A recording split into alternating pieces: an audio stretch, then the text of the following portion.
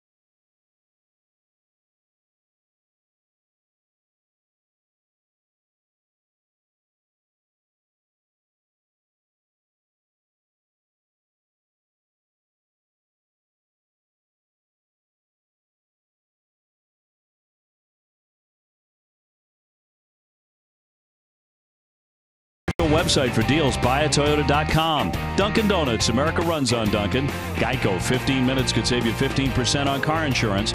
Southwest Airlines, low fares, no hidden fees. That's transparency. Amica, home life and auto insurance that always puts you first. The all-new 3-row Subaru Ascent featuring all-wheel drive. And by William Ravis Real Estate, the official real estate company of the Boston Red Sox. Great night here for Game 1. Red Sox and the Mets coming at you. Time now for our Xfinity X1 report as we go to Garen Austin. Thanks, Obi. Well, this is the first time the Red Sox are hosting the Mets here at Fenway Park since May of 2009. Before the game, Alex Cora talked about facing this team. We've been playing some good teams. We've seen some good arms on the mound, and this was a series that early in the season we were like, you know what, we're gonna be in the hunt right there. It probably is gonna be close, and they have Harvey and Syndergaard and DeGrom. Maybe we're gonna face the three of them. Well, we're facing two. The other one in Cincinnati. That's a good pitching staff. They're playing good baseball, and as you know, we're gonna show up on a nightly basis and try to beat them. If it happens, good. If not, we'll show up tomorrow again. In their last 43 interleague games, the Red Sox are 35-8. And when we return, it's William Cuevas versus Noah Syndergaard. Dave O'Brien and Johnny Gomes are on the call. Stay with us.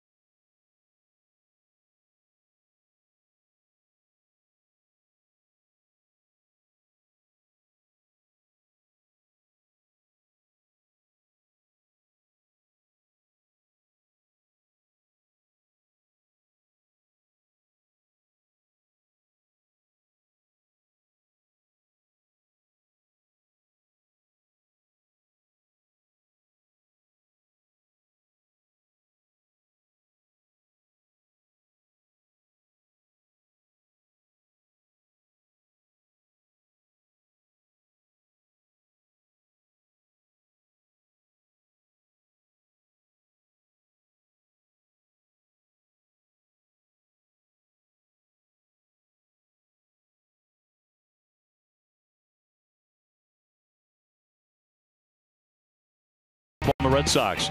Digital Federal Credit Union. What can DCU save you? Southwest Airlines. Low fares, no hidden fees. That's transparency.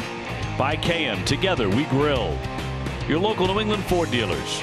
Old Dominion, the official freight carrier of Major League Baseball and the Red Sox. And by Lexus and the Lexus Strikes Out Hunger program. Game 1, Red Sox and the New York Mets. Great to have you with us tonight. A sparkling evening on a Friday here at Fenway Park. Johnny Gomes alongside Dave O'Brien and Garrett Austin. William Cuevas leading the Red Sox out to the diamond here. He was not going to start tonight. That was going to be Hector Velasquez, but he is taken ill. In fact, Hector has been sent home. He's under the weather. So Cuevas, the right-hander, is on the bump tonight. Taking on this Mets lineup, brought to you by your local Nissan dealers. Ahmed Rosario is at shortstop, leading it off. Jeff McNeil at second base. Michael Conforto has 25 homer season left. Jay Bruce at first base. Todd Frazier, you remember him, he's at third. He's hit 18. Brandon Nimmo in right field with Dominic Smith, the DH. Austin Jackson is a veteran center fielder. And Tomas Nido is doing the catching and batting ninth for New York. Against the starting pitcher presented by New England Audi dealers. Again, Cuevas was in there tonight because of the scratch of Hector Velasquez. He has not pitched since September 5th.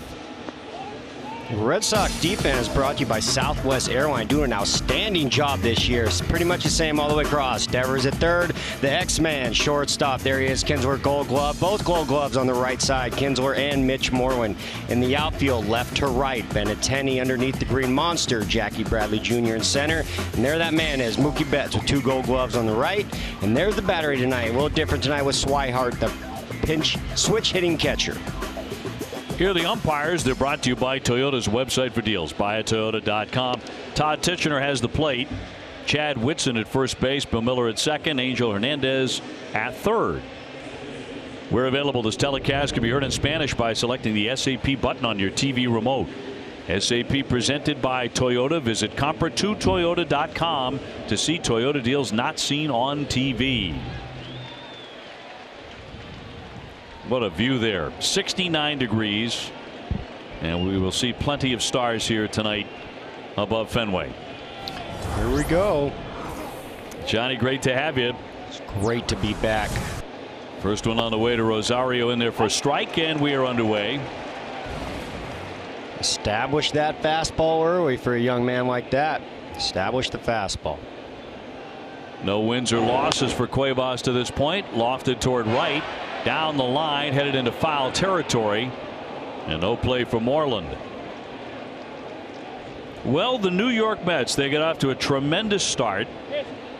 While the Red Sox were roaring out of the gate to a 10-2 record, the Mets were going 11-1. Mickey Callaway, brand new manager over there, and another manager underneath Terry Francona for a long time over there in Cleveland, along with Kevin Cash in Tampa. So he was groomed by a good man. And groomed in the Nesson studio for a while as well. Rosario tags that one to center field, but not deep enough. Backing up Bradley out of the warning track. Jackie's got it for the first out. Yeah, they got off to an 11-1 start, and then the bubble burst. And it burst very quickly. In the next 23 games, the Mets would lose 16 times. Happens quick in New York, doesn't it? They had a nice little roster, though, in the beginning. They had a couple veteran signs. Agon, of course, was over there holding down first base. Syndergaard. There's Matz, the left-hander. DeGrom. Todd Frazier sneaks in there. Boy. Here's Jeff McNeil, second baseman, .335 with a couple of home runs. Of course, Cespedes as well. Cespedes been hurt all year. And David Wright, longtime face of the franchise, will be done at the end of the season. He's been trying to make his way back from really horrible back injuries and never could make it all the way back. He has announced that he's going to play a final game at the end of the season at their place in New York and hang him up. Roller toward first base, but a foul ball. Well, he did give it a heck of a run there for a while. I mean, there are those numbers right there, ranked Mets history right there. Now look at that, a 7-time All-Star. He was an outstanding defender. two-time Silver Slugger. He was on his way to the Hall of Fame, I thought, at the beginning of his career. Yeah, he sure was. I mean, outside of batting average, I mean, a couple more homers right there. He's been hurt for 2 years. Probably would have knocked that out, and maybe the best player in Mets history. So they just can't do it anymore. McNeil down swinging. First K in the book for Cuevas tonight. Amica Insurance, great service, great coverage, and a great price for auto, home, and life insurance. Yeah, how about Cuevas sneaking pitch 2 in there? That was a changeup at 82 miles an hour, and coming off the changeup, he goes elevated. You see Swihart up and out of that crouch a little bit. Want to go right to the catcher's mask. That's going to be his target. Good job right there. Changeup down, elevated fastball. Here's Conforto laying into the first one. He lines that one down into the corner. That's going to bounce against the side fence. He's trying for 2. Here's Mookie Betts with the toss, and not in time. And Conforto is on with a double. He's a very hot hitter coming in. Yeah, he is a very hot hitter. Good hitter, left-handed, low ball hitter right there. And you see that ball was down. That's another guy you're going to want to elevate off. But real aggressive early in the count. Right there, was able to jam one down to the right field line. Not too many hot hitters in the Mets lineup, but boy, this guy's hot right now. So he rips the double. That'll send up Jay Bruce, the first baseman, at 221 with 7 home runs on the year. Mets are 7-10 in interleague play, and they've been respectable on the road. They're 35-36 away from Citi Field. In there for a strike. Yeah, Jay Bruce was kind of hiding out for a while over there in Cincinnati Reds, putting up a lot of homers. Granted, small ballpark, but they play anywhere. Coming off an injury right here, but another hot bat from the left side right here. Got to keep the ball down, live on the corners a little bit, runner in scoring position. Don't want to get any damage. 2 outs. Another one torched down the line. That's going to be a fair ball to bring in a run. That bounces around. He's headed for second. Conforto is in. Back-to-back doubles, and the Mets strike first here tonight. They take a 1-0 lead. Yeah, 2 hot left-handed hitters right there. The lineup does kind of dwindle down here. 2 more batters down, but he goes with the changeup, fading away, and Jay Bruce is able to wait on it and hook it around. Obviously, coming from Cincinnati, what do you want to do? Just get the ball elevated and get it over the fence. 2-out RBI for Jay Bruce coming off the DL not too long ago, playing first base. A lot of time in right field. Here's Todd Frazier, 225. He's hit 18 home runs. Typical year for him. 58 runs batted in. Hit a walk-off home run to beat Miami yesterday. They've been playing a lot of baseball the last 36 hours with the double header, the long rain out. They sure did. They've had a very tough weather year going back to the early days of the season. Fouled back 1-1. Mets were last at Fenway in 2009 when they took 2 out of 3 from the Sox here. And Todd Frazier, another Cincinnati Red farm hand, coming up through them and kind of bouncing around, stopping in New York for a little bit. Now he crossed over the bridge, and now he's over on the Mets side. Yeah, originally from New Jersey. You mentioned Great American Ballpark there in Cincinnati. I remember when Ryan Dempster was pitching there, he renamed it Great American Small Park. Yes. Because the way the ball flies out of there. Yep. It's a bandbox. It sure is. Bruce hits second, a run in for the Mets. 2-2. I want to try and limit the damage right here. You do have first base open, 2-2 count. You got 2 pitches to play with right there. Don't want to give him too much to hit. On the other side, coming out in a little bit, is Noah Syndergaard. We're going to see quite a few pitches upwards in the 100 mile per hour and north. Don't want to give him too much of a cushion to take the rubber at the bottom of the first.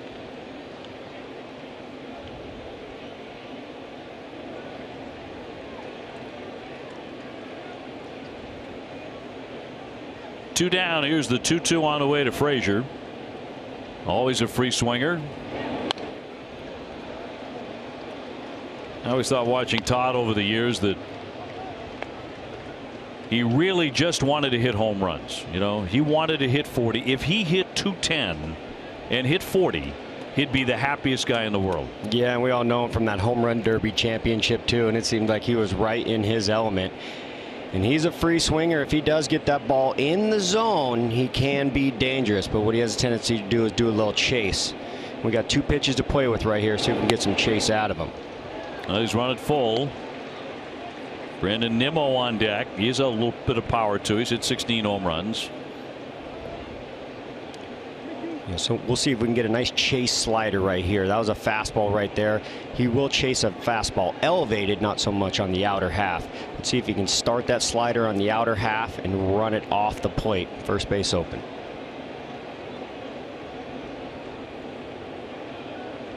Here's the payout pitch. And a roller toward third, but a foul ball. Went with the changeup right there. That changeup's going to fade. Fade a little bit down. That was 84 miles per hour. A little depth to it. You can go elevated heater again like he did to the second batter where there was a strikeout coming off. You see that circle change. You see that grip. And that's going to fade down and in. Kind of Todd Frazier's happy spot right there. I'm sure he'd love to launch out to the Green Monster. Let's see if we can stay away with that slider. Well, the 3-2 again to Frazier. And he will walk him. So after 2 quick outs, 3 consecutive base runners against Cuevas here. Conforto with the double, Bruce with the double, Frazier is on, and out comes Dana Levangie. Looked like it was, at least had a very good chance to be a quick inning, but that will not be the case. Yeah, we're cruising. Those 2 left-handers just hooking those changeups right down the line. Conforto known for swinging real early in the count. Once he gets to 2 strikes, kind of limits his numbers down a lot, but you got to get that swing and miss, and he does have that good hand-eye to put the ball in play early in the count. So never go back-to-back doubles. Conforto, Jay Bruce to create that run. We mentioned that Cuevas has not pitched since the 5th of September when he got the win in that remarkable come-from-behind victory at Atlanta. The Red Sox winning 11-10. Remember, they were down in the 8th inning 7-1 and won that game. Oh, the hometown Brandon Phillips show. He was just checking in. Sure was. With that mammoth 2-run homer. Well, here's Brandon Nimmo at 268, 16 home runs. Looking to bunt. Whoop. With 2 down. Well, that was interesting. Yeah, I wouldn't recommend that in this situation, but if he wants to, you can go right ahead. Bruce at second, Frazier on at first, and a run in for the Mets. And Cuevas with a 1-0.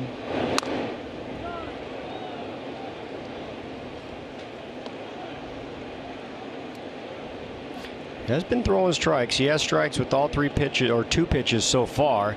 Granted, he did walk Frazier, but he did have that base open. Would have liked to get that chase.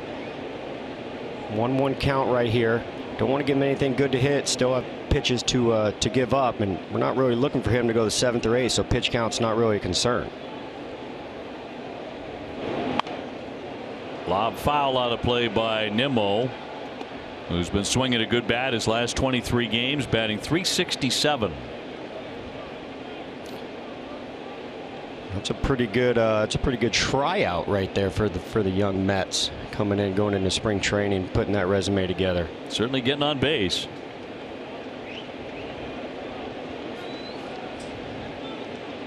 Cuevas trying to get out of it without any more damage. He left that one high. 2-2. Rick Porcello going tomorrow night. Actually in the afternoon at 4:05, but the Mets have not decided who they're going to start.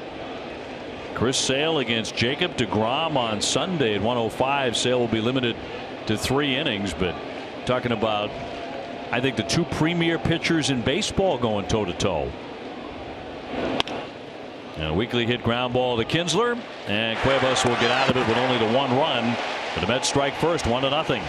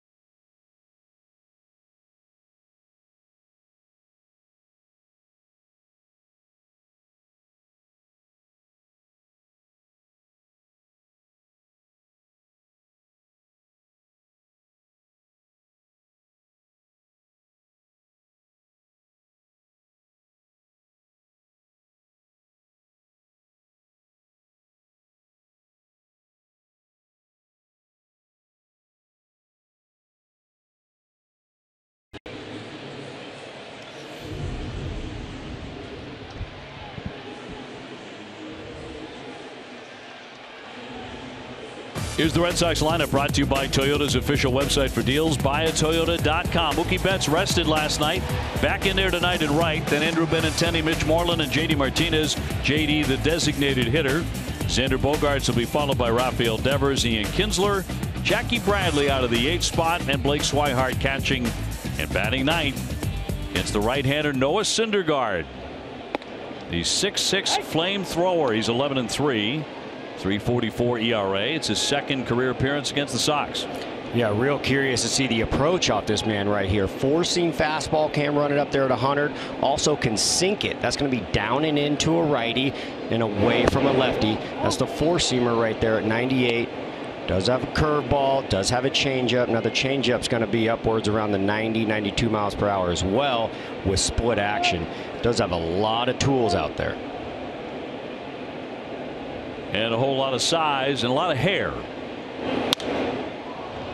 Flick foul out of play. Mookie hitting .340 with 29 home runs. With Benintendi on deck, Red Sox need to win just 5 of these final 15 to break the franchise record for victories in a season. That would be 106. I think we can count on that. I think we can count on that one. And just 14 left after tonight. One more road trip to come. That'll be to Yankee Stadium and Cleveland.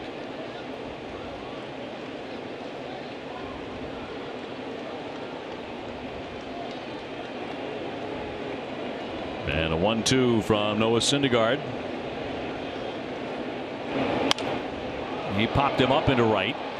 McNeil going out. Nimmo coming in, and he'll make the play.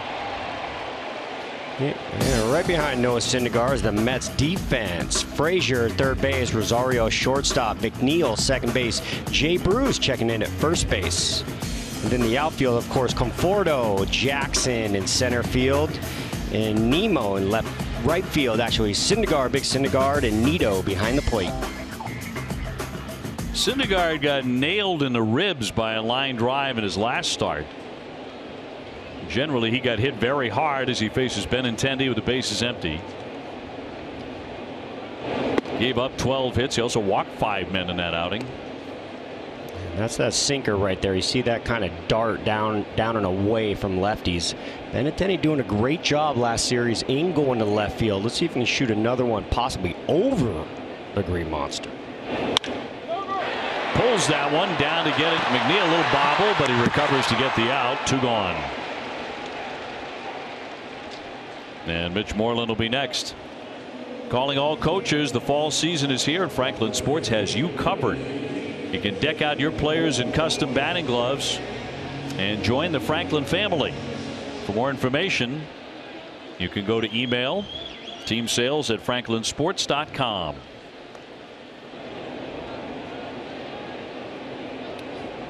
Moreland 250, 15 home runs as he sets up.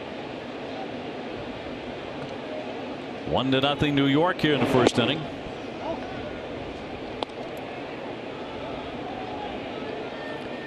Yeah, they're playing a little shift behind Syndergaard right here. You see this.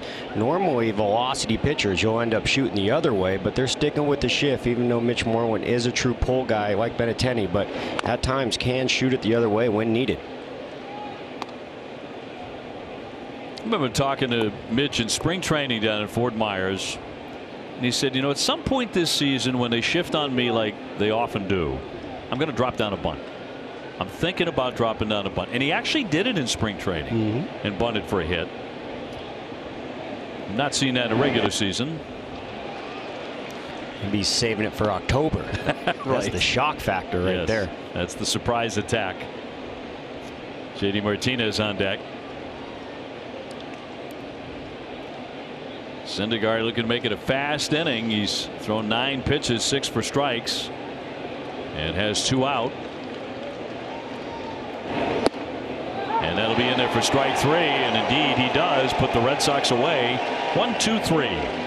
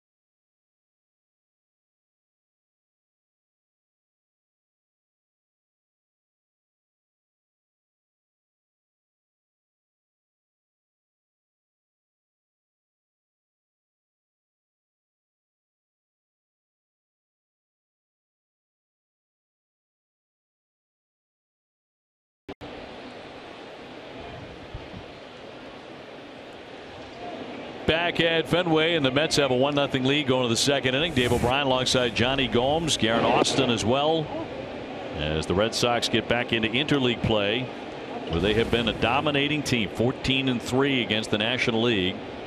Dominic Smith leading it off, the DH, just a .220 hitter. Take a look at this Red Sox homestand report, brought to you by William Ravis Real Estate, the official real estate company of the Red Sox. 4-2 on it, averaging 4 runs a game. Not tearing the cover off the ball. Of course, one of those wins was a 1-0 victory. Yeah, we pretty much highlighted them stealing the bases more than hitting the ball over the fence. But 101 victories. They've done a little bit of everything throughout the months of the season. Already activity in the bullpen for the Red Sox. Robbie Scott, the lefty, starting to loosen. Again, Cuevas has not pitched very much lately, or very long. Talk about that game he won down in Atlanta. He only went 1 2/3 in that one. Yeah, not really the opportunity he was looking for. I mean, just getting a short notice. But I tell you what, anytime that ball is in your hands, that's the opportunity a lot of kids are fighting for, and he has it right here. Austin Jackson on deck.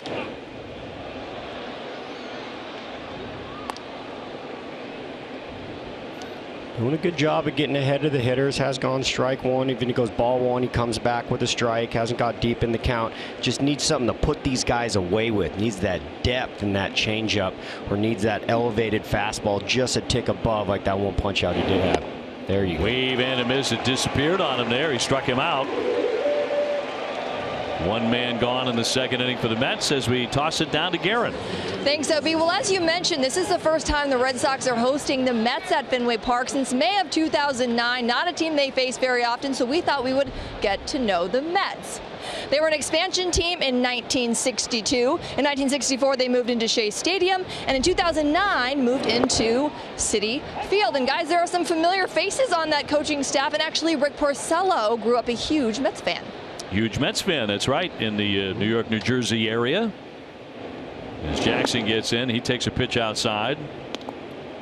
Well, Ruben Amaro Jr. at first base coach for the Mets. He's familiar with the area. Was on the Red Sox staff very recently. Gary DiSarcina is in their dugout, mentioned. UMass man, UMass Hall of Famer, in fact. Wow. HOF.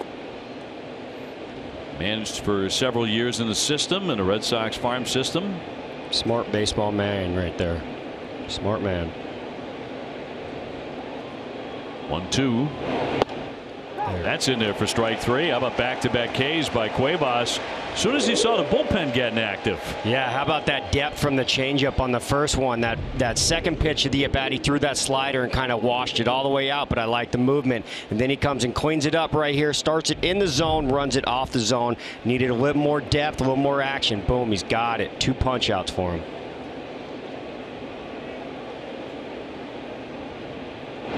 There's Tomas Nido, the catcher, 188 with 1 home run. It's a good job right there, settling in, going strike 1 with the fastball. He's got 2 options right here. He can go with the slider away, or he can heat him up again. And he jumps in front on a 9-man here, 2 strikes.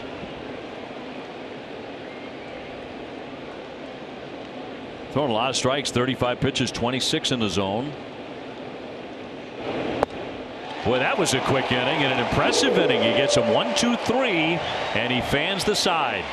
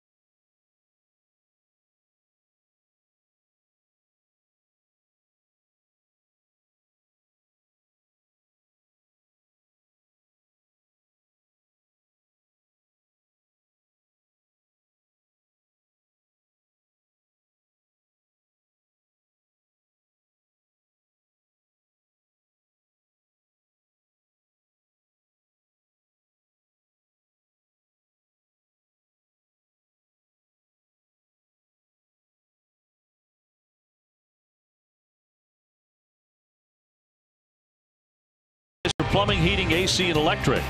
Southwest Airlines, low fares, no hidden fees. That's transparency. And by Sullivan Tire and Complete Auto Service. 1-0 Mets. We go to the bottom half of the second inning. JD Martinez will lead things off here. This ought to be a lot of fun facing Noah Syndergaard. This is a heavyweight bout right here. Power against power. Syndergaard, who has been the Mets opening day starter each of the last 2 seasons. Right to Frazier at third. He gloves that and gets him very quickly. 1 away. In front of Xander Bogaerts, ace ticket has the best seats to all Red Sox games and concerts at Fenway. The prices and service better than you can imagine. Visit aceticket.com today. Johnny, all summer you've had another gig. You've been working in the Arizona organization for the Rookie League entry. They made the playoffs for the first time this year. Yeah, we did. The little rookie ballers. We hung a banner over there for the Diamondbacks. Pretty cool. Play at Salt River Fields right there in the spring training. Way different than Florida. You got about 16 spring training teams within about 35-40 minutes of each other. Wow. I know you did a lot of teaching. Yes, that was it. I was really hands-on. I was a cage rat, not with my bat, but you know, the flips and the BP and the first stop for a lot of pro ballers. We all start there. You all start at rookie ball, anywhere from a 16-year-old kid from the Dominican Republic all the way to a 21, possibly 2021 possible senior draftee. So and every once in a while you get a big leaguer showing up, right? Sure. Kind of relearn some of the basics too. Yeah, well, right there in Arizona, of course, the Diamondbacks are across town, and we'd get Souza Jr. coming over, get a Jake Lamb coming over, and it was a really good time to where sometimes the big leaguers would come down and really think it was cool how simple we keep things and how escalated it can be up here, and it's almost like you're doing geometry and algebra, and every once in a while you just gotta go see the ball, hit the ball, swing at strikes, take balls. Remember, simple is best. Yes. Xander Bogaerts 291 with 93 runs batted in. He'll check that one foul. 1 man out, 1-0 New York. And I'll tell you, it was real interesting. It didn't matter if it was a left-handed kid or a right-handed kid. JD Martinez is the blueprint for what to do right. Is that right? You're hearing at the rookie league level, you're hearing a lot of talk about JD Martinez. Yeah, because 2 years ago and the year before it was actually a Josh Donaldson, but that's a real complex swing. Everyone's coming in with that big leg kick. Hot shot. Rosario got in front of it. 2 down. Now, is that because he was there in Arizona and a lot of those guys got a chance to see him, talk about him, he became the model? Is that mainly the reason why? No, I think it's nationwide. I mean, Josh Donaldson, unbelievable player, and for him to do what he did with that swing, it took him a while. He did the whole minor league thing, and JD bounced around, but JD's swing is picture perfect. It really is, and the movements that he has to mirror the movements in his elbow and the bat lag over his head and his lower half and how he turns everything. It's like that is a perfect teaching tool. So he's really become the national model. Yes. Yeah. And not just in New England or Arizona or the other places he's played, but you're talking about seemingly coast to coast. Sure. I mean, we try and keep it simple as hitting coaches, and the mottos of this and that, and it's like, well, how would you teach a 12-year-old? Like, JD doesn't have extreme movements. His head is still, his hands start low and they kind of rock up. He's not into his knees. He doesn't have the open stance or the closed stance. It's a cookie cutter for a really, really good setup. Rafael Devers 239, hit a bullet out of here last night, his 17th home run of the year down the right field line. Just another example of why the Red Sox believe that Devers is going to be a very impactful offensive player. When he takes a swing like that, does that kind of damage, whether it hits it out of the ballpark, it's another little reminder.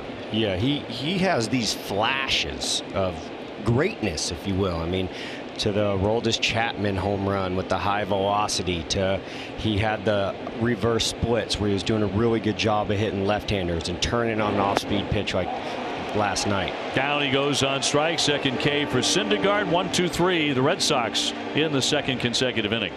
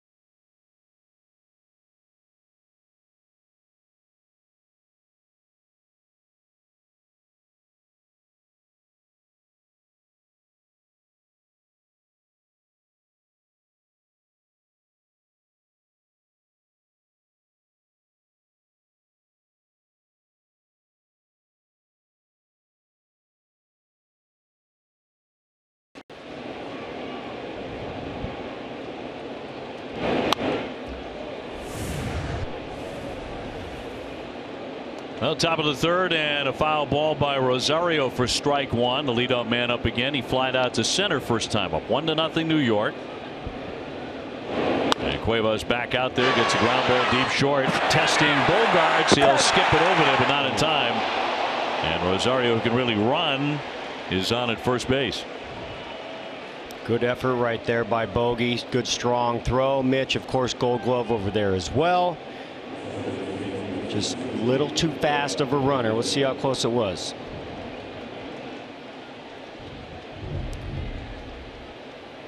Just out of Devers' reach. Here's Bogey, got his back. Jump throw coming across.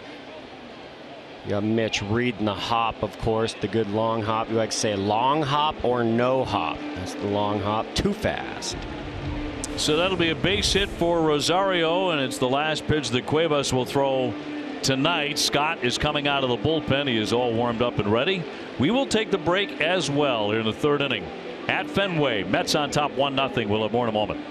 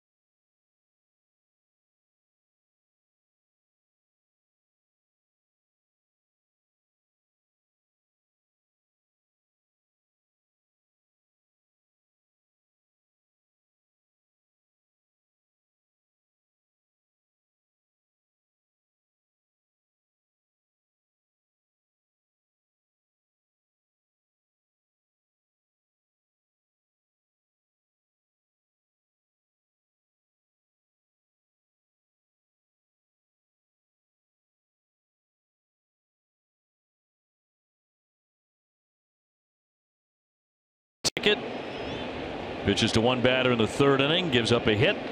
3 total hits. He did strike out 4.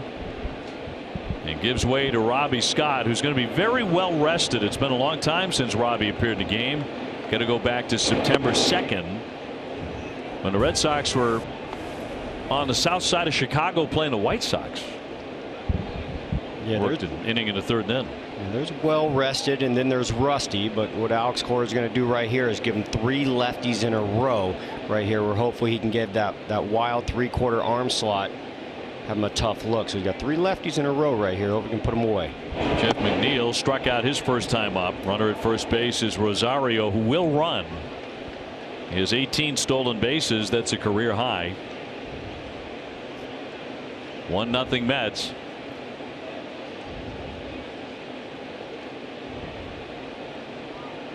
So it's going to be a big time bullpen night for the Red Sox. Conforto on deck. There's Conforto and then Bruce and then Frazier the next. We got no outs coming in right here. 3-0 count. We'll try and limit the traffic. That middle of the lineup for the Mets, granted where their record is and where the team's been doing, those guys are pretty powerful and hot right now. Limit the traffic for those guys. And Scott with a 3-0, taking all the way a strike. We talked about the Mets getting off to a great start, 11-1, then lost 16 times out of their next 23. Later in the summer, they would drop 17 out of 20. And by mid-June, they were 10.5 games out. And it was over. A fly ball into left. And Benintendi to put that away for the first out in the inning. Our custom suits are designed by Joseph Abboud and made in America using only the finest Italian fabrics. Now available at Men's Warehouse. Text NESN1 to 66960 and receive $100 off your next Joseph Abboud custom suit purchase at Men's Warehouse. Conforto with a double. He scored the first run. He was driven in by Jay Bruce moments later.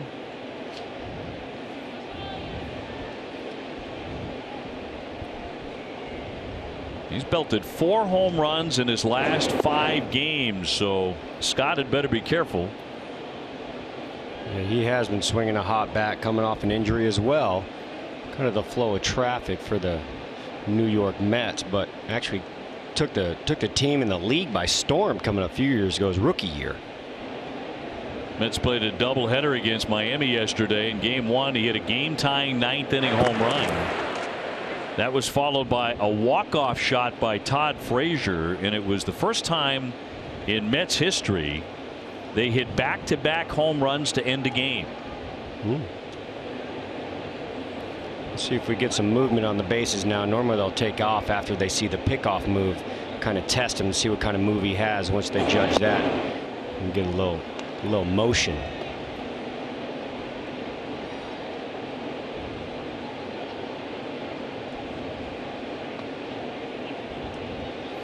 See what he's up to. Obviously a ground ball right here, double play into inning, so see if we can push the envelope.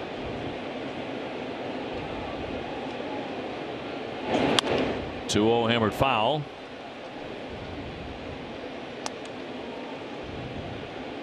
Well, the Sox are going to see nothing but New York teams for a while here. 3 games against the Mets, and then it's off to New York to take on the Yankees after an off day Monday. Still 6 games remaining with the Pinstripes. And they're fighting right now. Boy, are they fighting. Fighting for their lives. Yeah. In terms of where the wild card game might be played, that's a strike. Last thing in the world the Yankees want to do is get on a plane leaving Fenway Park in the very last day of the season and go all the way to Oakland. That's a long travel right there. Quick turnaround. Then you're talking about the 3-hour time change. There's a lot on the plate right there. 1 down, 1 on, a 2-2. And that goes and hits him. So that'll put runners at first and second. Time now for our Dunkin' Donuts poll question. Here it is. Do you think a pitcher with a losing record should be considered for the Cy Young? DeGrom will be pitching on Sunday against Chris Sale. There's a lot of talk about that, especially among the hardliners who really center on wins. He's 8-9 at the moment. Text 1 for yes, 2 for no. Text your answer to 536 536. Message and data rates may apply. It's 1 message per vote. So here's Bruce, RBI double, first time up. And he's got Rosario at second and Conforto at first. And again, here we are, just a ground ball away again. Jay Bruce, not the best of speed, can get down there. Get a ground ball to Kennedy right here, over to Bogarts, over to Mitchman. That'd be ideal situation. Don't give any more of a cushion for Noah Syndergaard out there throwing pretty well.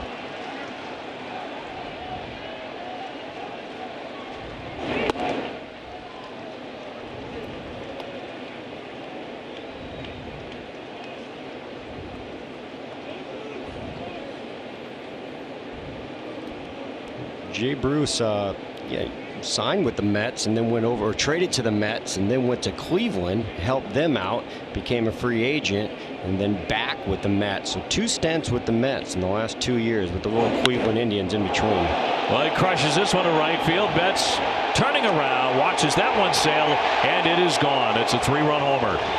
Jay Bruce, crack of the bat, you knew that one was gone. And the Mets have taken a 4-0 lead. Yeah, Jay Bruce traded to the Mets, or traded the Mets, then over to Cleveland, and then back, setting a career high last year, and then home runs. And here he is, this swing right here, lefty-lefty matchup, keeping that front side in, getting underneath it right here, and driving it all the way out. 3-run variety for Jay Bruce. It's not how far, it's how many. Whether it's 1 row, 2 row, or all the way to the top, changes the score. So a base hit, a hit batsman, and now the 3-run shot by Bruce, and the Mets take the early 4-0 lead as Frazier bats here, having walked in the first inning. 382 the tail of the tape on that blast. And 3 lefties in a row, was able to get the first one to pop out, hit batter, and then Jay Bruce stayed back and turned on his cheese.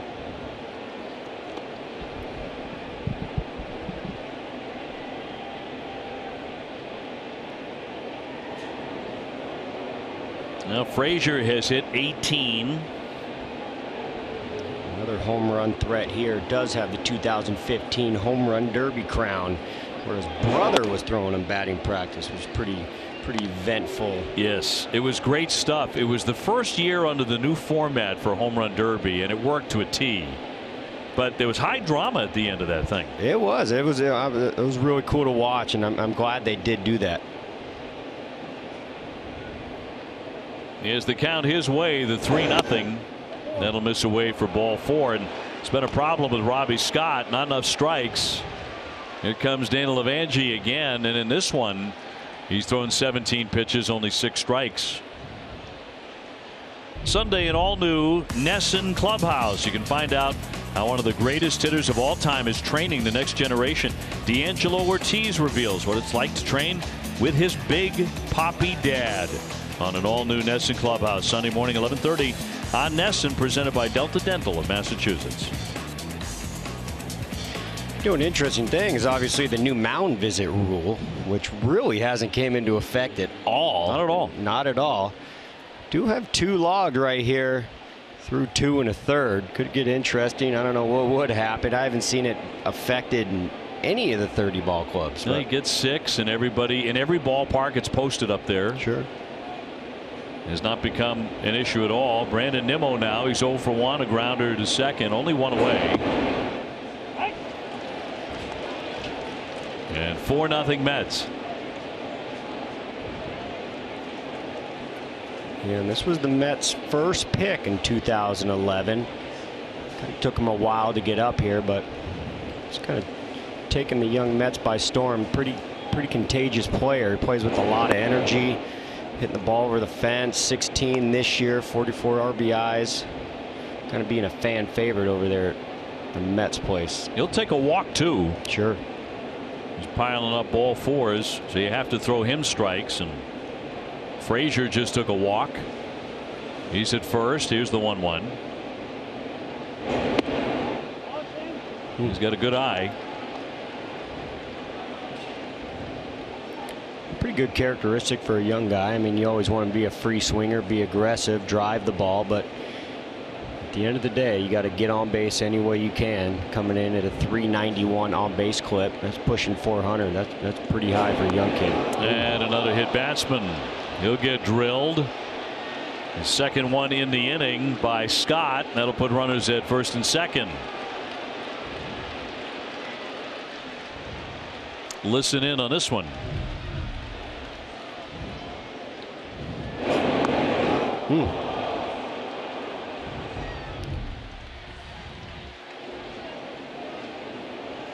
Don't rub it. Don't rub it, kid. You can't, right? You just take your base. Can't rub it. Well, Brian Johnson's getting up in the pen. This one off to an ugly start for the Red Sox as Smith gets in. He struck out first time up. That was against Cuevas. And it'll be ball 1. Boy, 22 pitches, only 7 strikes from Scott. Yeah, not ideal. 1 out though. Now the runner up first. Still a ground ball away. To get that ground ball, you got to keep the ball down and throw strikes. See if you can challenge someone right here and get him to roll over a ball.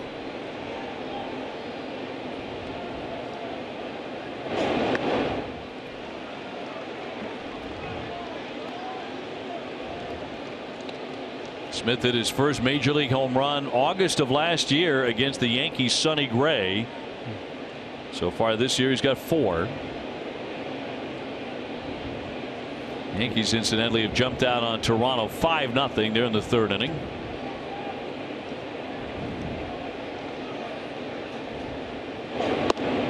He's gone to ball 3. He's really struggling to find a strike zone. Yeah, I can't imagine they're going to swing 3-0 here, possibly 3-1 take as well. He's going to have to earn it now. Brian Johnson still working in the pen, 1st and 2nd.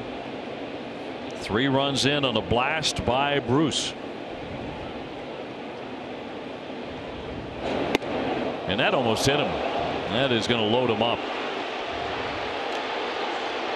So the bases will be all filled up, and Austin Jackson about to step in. He'll become the 8th man to swing in the inning.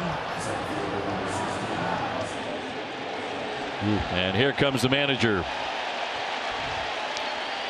Like I mentioned, there's well rested and then there's rusty. We'll see what we can get. And it's like you have a tough time throwing the strikes in the strike zone.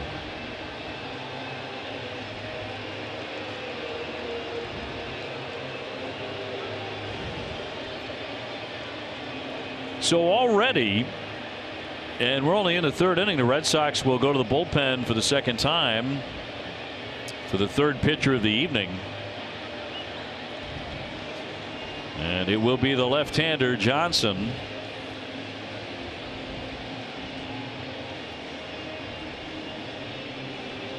You could argue too it's the 3rd time with the starter being scratched before True enough. It even came. So. Yeah, William Cuevas, who was not originally going to pitch tonight, not as a starter anyway, but Hector Velasquez took ill. You said you saw Hector in the clubhouse yesterday and he didn't look too good. Yeah, he looked a little under the weather. We're seeing if he can pull it together, but not really a time of year to be pitching sick. So, you don't want to get the boys sick either. Go ahead and send them home. Boy, that stuff can really sweep through a clubhouse if you're not careful. Yep. Happened to the Red Sox a couple of years ago. Time for the carrying the freight moment, brought to you by Old Dominion. Jay Bruce off to a very nice start tonight. Yeah, and how about Jay Bruce keeping that front side in? Young kids, watch this. Front side in, bat. See how straight up and down he is? That's good balance, and just buggy whips it down the line. Looks like he knew it was gone. He's hit a bunch of them, over 200, I believe. He's pretty used to that.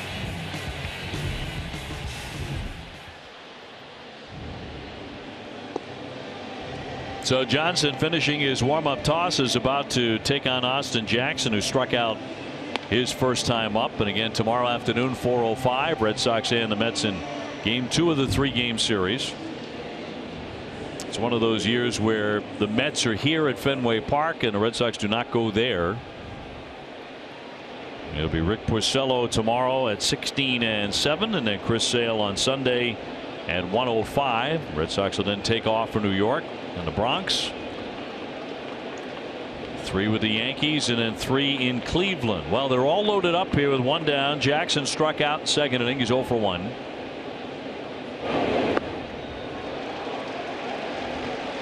He's been pretty good with the bases loaded this year. He's 4 for 10 with a pair of doubles. All full of Mets right there. 1 out. A lot of ways to score right here. A lot of ways to get out of the inning too with that double play. And a block by Swihart.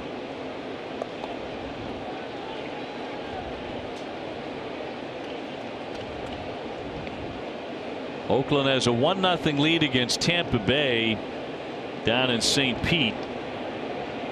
They are 3.5 games behind Houston in the AL West.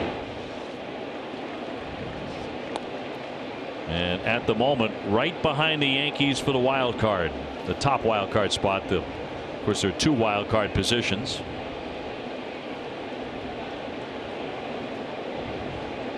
All filled up. Here's the 2-1.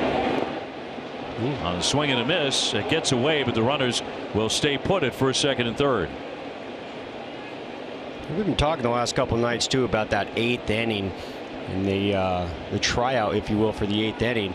Johnson here, I don't think he's trying out for the 8th inning, but at the same time, I'm sure he wants to, be considered for that playoff roster coming up.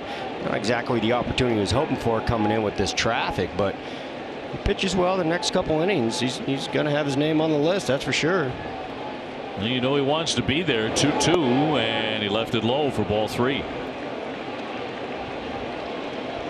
Boy, there's been one out on that board for the longest time. Nito on deck. Yeah, need a strike here. 3-2. Ball creates a run. To the shortstop, Syndergaard. To Kinsler, one on the first. The double play. Well, that'll help Johnson's cause, that's for sure. He gets the double play. 4-0, the Mets.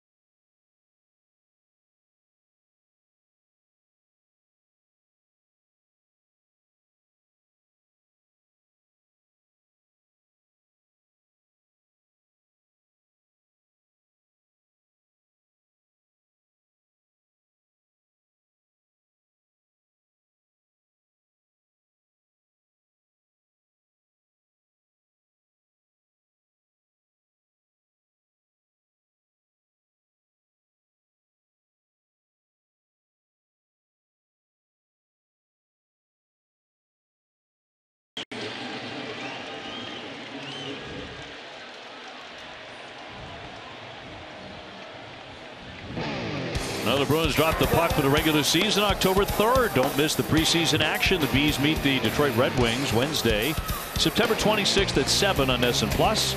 And the Philadelphia Flyers on Saturday the 29th at 5 on NESN. NESN, the home of the Boston Bruins. Bees in China. Wow. As we speak. Well, the Red Sox are down 4-0 to Noah Syndergaard and the Mets as Kinsler leads it off 247 with 14 home runs.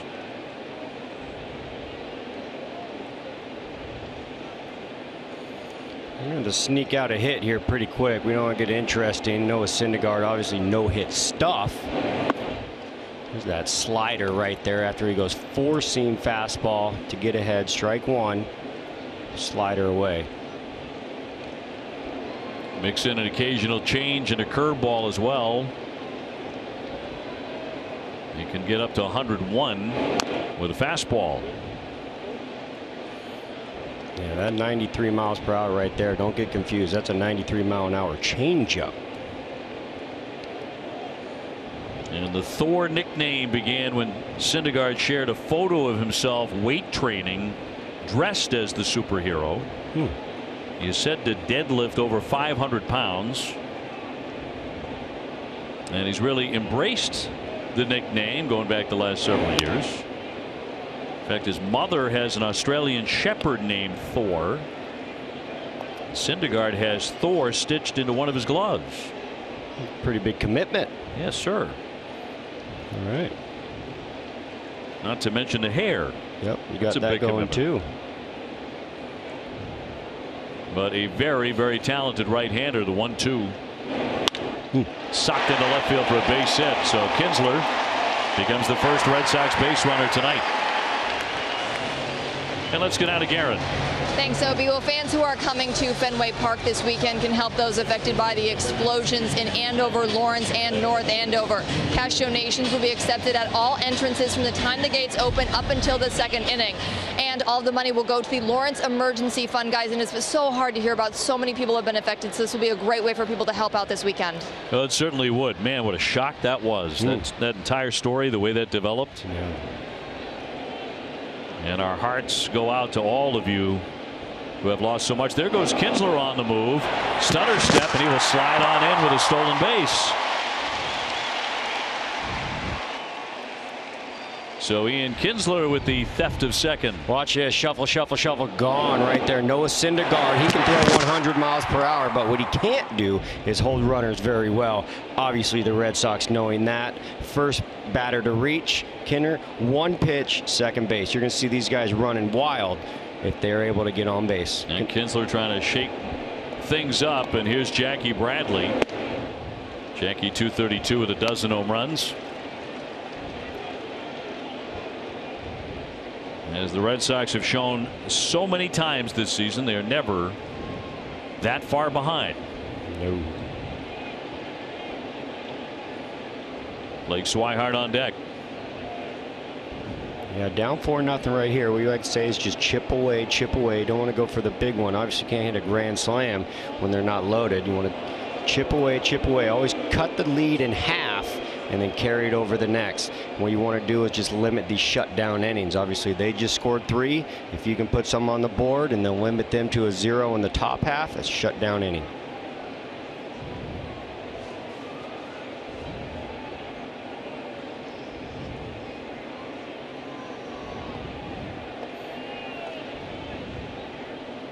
The 2-0. Our key matchup presented by Sullivan Tire and Complete Auto Service. We're always here to get you there. Jackie Bradley against the National League. He's hitting .311 this season with 6 RBIs. Pretty common for the Red Sox up and down the lineup, those kind of numbers against the NL. Sitting at a 14-3 record. A lot of good things happening there. Ooh, that's a balk. Yep, no balk called. Kinsler's saying the same thing you are. Yeah, his foot's got to go over the rubber. But you can't argue a balk right here. See his front foot? It's got to clear the back of the rubber and doesn't. Missed the balk. Talking about 4 umpires there.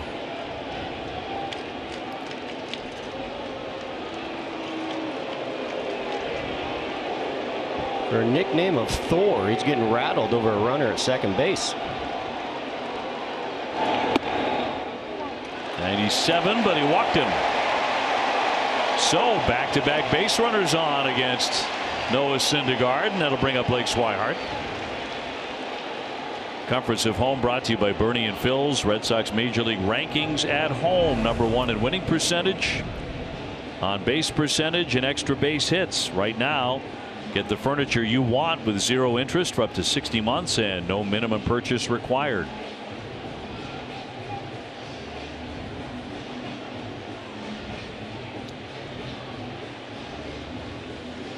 So Blake Swihart to step up. He's 1 for 3 against Syndergaard in his career. Syndergaard was a first-round draft choice of the Toronto Blue Jays, who then traded him to the Mets in 2012 in the R.A. Dickey deal. Dickey at the time was the National League's reigning Cy Young, was the reigning Cy Young winner. Worked out well for a while there for New York. Here comes the first one on the way to Swihart.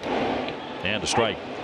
Yeah, and you saw Nito before the first pitch get out in front of the home plate and give his signs where he touches his elbow, his hand, his mask. And that's really to decoy what base he's going to throw to. Obviously, first and second, a double steal. You got to play at third and a play at second. And he's allowing his defense to know where he's throwing it.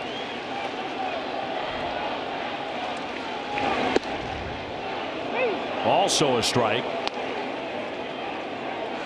Swihart none too sure there. It's 0-2. Yeah, as a hitter, when you got a guy throwing 100 miles per hour with a 90-mile-an-hour changeup, he doesn't need any help. He doesn't need any help.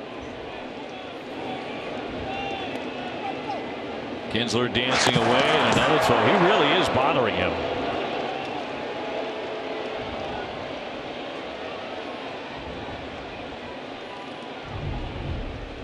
Yeah, and you watch he shuffles. He doesn't keep his eye off the pitcher. If he was to pick his left foot up and come to home, that's when he's going to take off. And you see Jackie right here also keeping an eye on Ian right there. He can't go, obviously. 0-2 struck him out on the swing and the miss. So Swihart down swinging. And that'll be the third K in the book for Syndergaard. Time to see who's been driving the ball, presented by Toyo Tires. Mookie Betts, last 16 games as he comes up to swing here, batting .380. 2 homers. He's driven in 7. So with Ian applying a little bit of pressure on second base, someone's going to have to hold him. So obviously second base staying right there, and guess what's open? That huge hole right to his left right there, and you have to see Jay Bruce come all the way off, which is going to allow Jackie to have an extended lead. So he's holding him on right there, almost like a first baseman. Really interesting, showing the panic about the running game.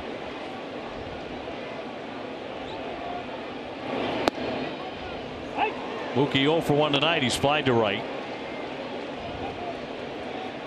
Number 2 in the majors with 117 runs scored. Yeah, so Mookie obviously seeing that hole, 3-4 hole right there. So Syndergaard might have to come inside so he doesn't able to shoot it that way. So if Mookie can guess and guess right, he's able to turn on it like that. And it flies that one into left, but not deep, and Conforto to put that away. Runners holding at first and second. 2 away.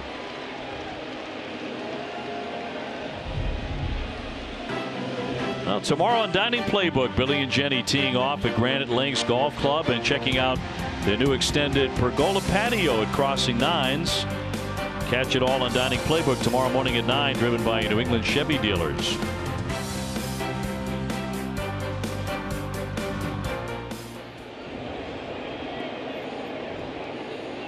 Benintendi 0 for 1. He's grounded out to second. Did not have a big series against Toronto. He was 1 for 12. Trying to snap a little 0 for 9. And there they go. Runners taking off. No throw on the pitch inside and a double steal.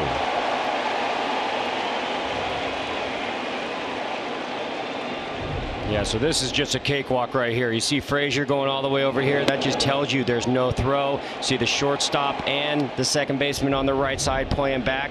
That just tells the Red Sox they're not going to throw. You got to be educated. You got to know what's going on. That happens all the time. Good job of them to go on the first pitch. Single right here cuts the lead in half, 4-2. So the Red Sox have stolen 3 bases in the inning. Nothing across the plate yet. Benintendi looking to change that right now.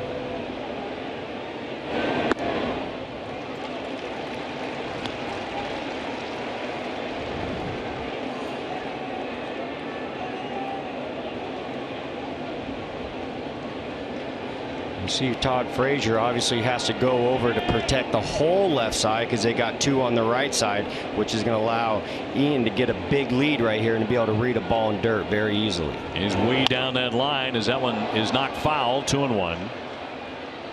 Fastball touching 98 there.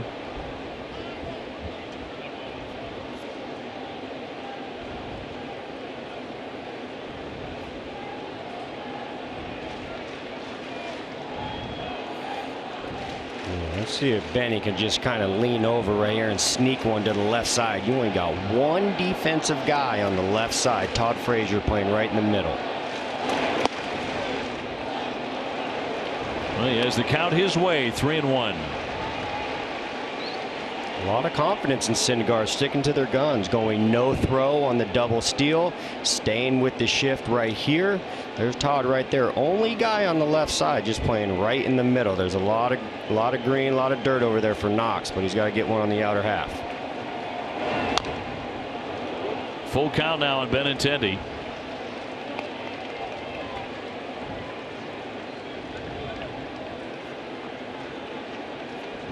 Mickey Callaway, their first-year manager. And now the catcher, Nito, will head on out. I think this is the situation about how the defense is right here. They want to make sure they're on the same page.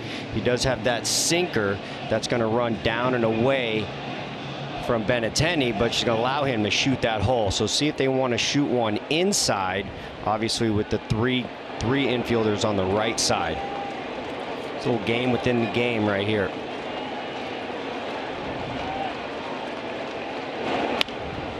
And a weak ground ball. McNeil has to fire to first, close, and he got him as Syndergaard got over there in time to cut him down at first base. A close play, but a dive in and not in time for Benintendi. Got the foot in there to beat him.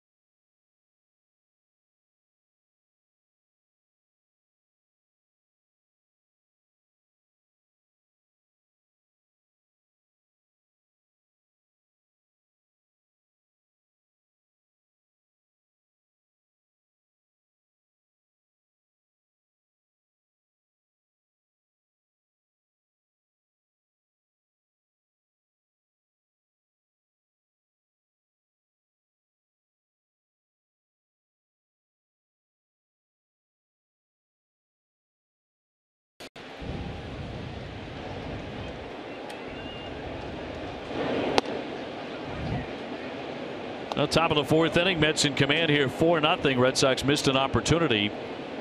Syndergaard getting to the bag in time to set down the diving Benintendi, so the Red Sox had him loaded up but could not score. Tomas Nido, the catcher, 0 for 1 with a strikeout. Johnson working into his second frame. Got that curveball going early right there. That's how he got that double play to end the inning with bases loaded back in the third. And a wave and a miss to put him away. He fans for the second time. Time now for our social drive. Back to the studio. Here's Casey. Thank you, Obie. Ahead of tonight's series opener with the Mets, a story surfacing. Did you guys know that Sunday's projected starter, Jacob deGrom, hit 1 home run during his college career? And guess who it was off of? Chris Sale. So Sale had just been named the league's pitcher of the year and was starting for the #1 seed Florida Gulf Coast University. Opening game of the 2010 Atlantic Sun Conference Championship Tournament, deGrom bomb. Now that's what I call trivia. That's serious trivia right there. Casey, thank you very much. That's digging. That's doing your homework. I know deGrom remembers it. And will forever. Rosario has singled infield bases, also scored a run. That's got a 3-run homer from Jay Bruce in the third inning over the head of Mookie Betts into the seats, and it is 4-zip. John's got that curveball going. He's able to throw it for a strike. He's also got to chase one for the swing and miss, and there it is right there. A swing and miss, same one he got on the strikeout, the at bat before. Showcase the elevated fastball on pitch 3. Couple options right here. See where he goes. And a 2-2. Xander Bogaerts with a stab and a toss to get him. 2 up and 2 down. For 4 generations, KM has been locally crafted quality Franks for all you Sox fans. Pick up KM Fenway Franks at your grocer today. KM, together we grill. The last inning was a very long inning where the Mets brought 8 men to hit. They scored 3 times. So Johnson trying to make it a very quick 4th. Get him 1, 2, 3. And get the Red Sox back in the box.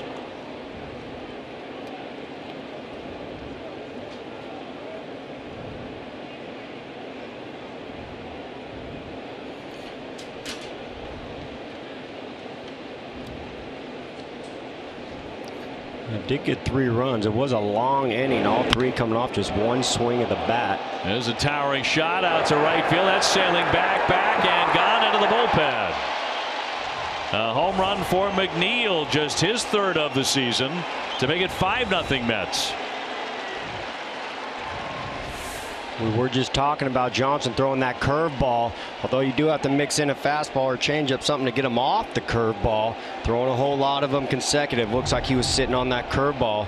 Another lefty home run right here. You see that weight on the front side, gets it down. Really the only way you're hitting that right there is if you're sitting on it early in the count. Looks like he was. So their second blast to right tonight to open up a 5-0 advantage. Michael Conforto here. He has doubled. He's been hit by a pitch each time he's come around to score.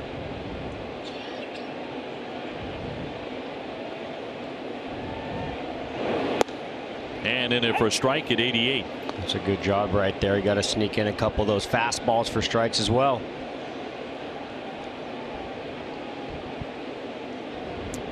Ryan works at a good quick tempo.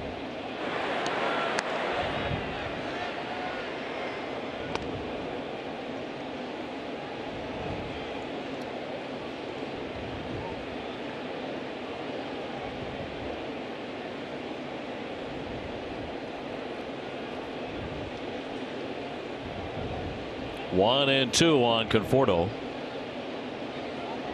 He's hit 25 home runs. Yeah, he's a good power threat. Had some injuries this year, as did the whole Mets for a while. 25 home runs, lower average, I'm sure he liked, coming in at 240. 68 RBIs, good strong left-handed power guy.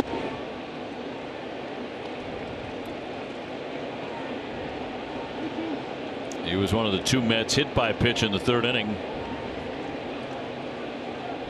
When they would score 3 times, payoff pitch and hammer to first. Moreland with the stab. And that will retire the side, but McNeil with the blast, and it's 5-0 Mets.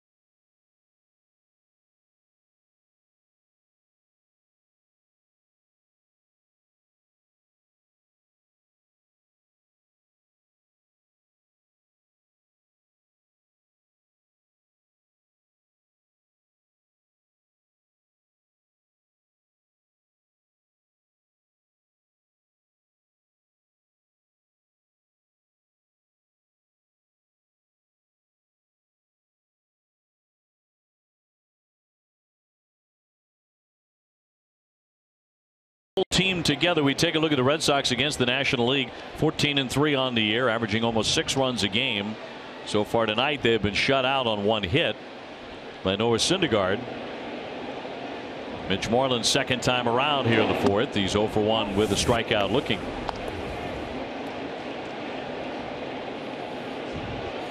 Starting with the curveball. I think that's the first curveball he's thrown so far. Coming at the slowest pitch, he's throwing 85 miles per hour. I still like to see Mitch kind of hang out and just take one right over that green monster. Ooh. Sharply hit but foul. Well, he singled yesterday. He's 4 for his last 9. So after a bit of a slide, he's making better contact. He is making better contact, but a true professional, that man is right there. Also a threat off the bench, but what you'll not want to take out is that Gold Glove mitt over at first base, night in and night out.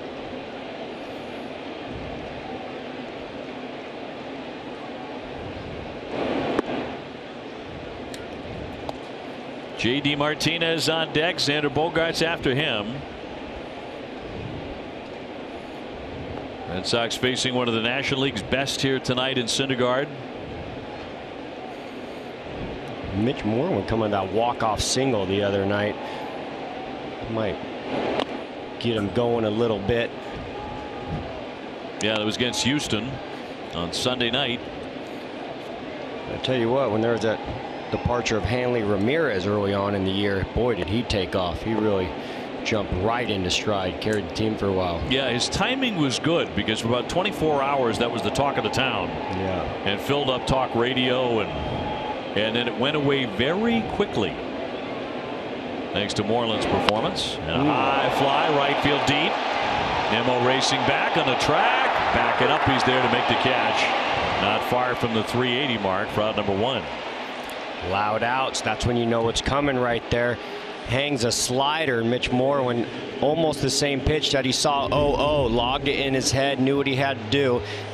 Right here, staying on it, just not enough. Just a little bit under it, but that's what happens when you also have to honor 100 miles per hour. There's those just misses. That's why he's got a lot of dangerous tools. And boy, is this guy dangerous coming in. Nice matchup. And JD went after the first pitch he got in the second inning. He grounded out to third.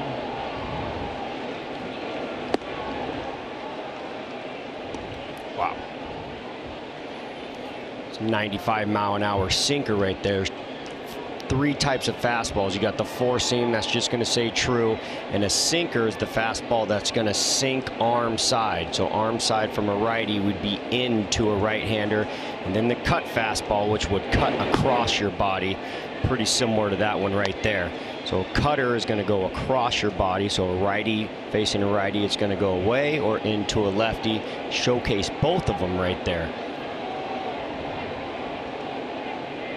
And that is a lethal combo.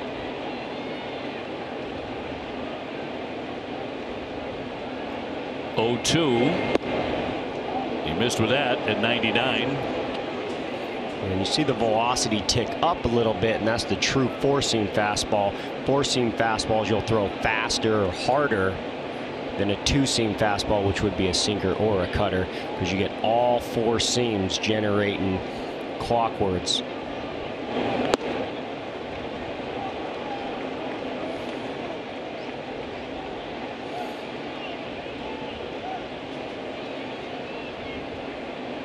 Xander Bogaerts to hit next. This 122 RBIs for JD is a career high. Sitting at 41 home runs, and he'll knock that foul out of play. And that's a slider right there, so it looks like he's doing a good job of doing the in-out game, in-out, not mixing it up. We'll see if he backs that slider right here. He hasn't backed his pitches yet. Even though it is a fastball, 3 in a row, but he's got the sinking fastball, the cutting fastball, and the 4-seam fastball. Looks like he's going back out. Like I said, he's backing his pitches. He hasn't backed them yet. Up the middle, that almost got him. It does strike second base, and it'll be a single for JD Martinez. Second Red Sox hit tonight against Syndergaard. Wow, that's a pro at bat right there. Watch this. This is mano-a-mano, big guy versus big guy right here. Starts him off with this. That's a sinker. That's down and then goes away right here. That's the slider cutter action. Gets it back in. JD doesn't even flinch. Wasn't looking in there. Bad pitch right there. 92-mile-an-hour changeup. Gets a little bit right there. Pitch 5. He's going to back it, and JD knows it. See 5 and 6 right there, both on the outer half. How he was going the in-out game. Wow. There's that man, JD. 1 for 2 tonight. Xander Bogaerts has grounded to short. 0 for 1. Yeah, don't sleep on JD getting a bag too now. He has 5 stolen bases this season. Red Sox stole 3 in the 3rd inning alone tonight. Did not manage to bring in a run, however.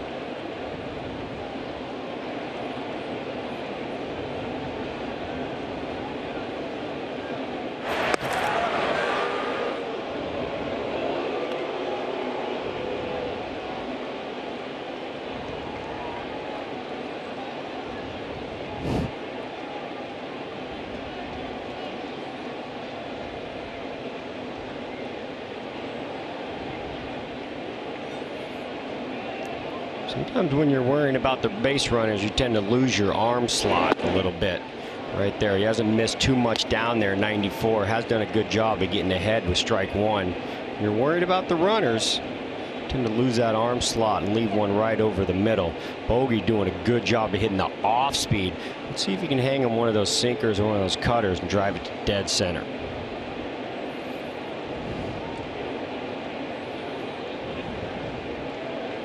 One nothing, and popped up into shallow right. McNeil out. He's calling for that. 2 gone. So Xander is 0 for 2 on an all-new on course with Andy Brickley. Brick gets thrown a knuckleball when he welcomes Tim Wakefield, the Granite Lynx in Quincy. Wake talks about his career in baseball and the ultimate rivalry. Don't miss On Course with Andy Brickley tomorrow night at 8 after Red Sox postgame coverage on NESN.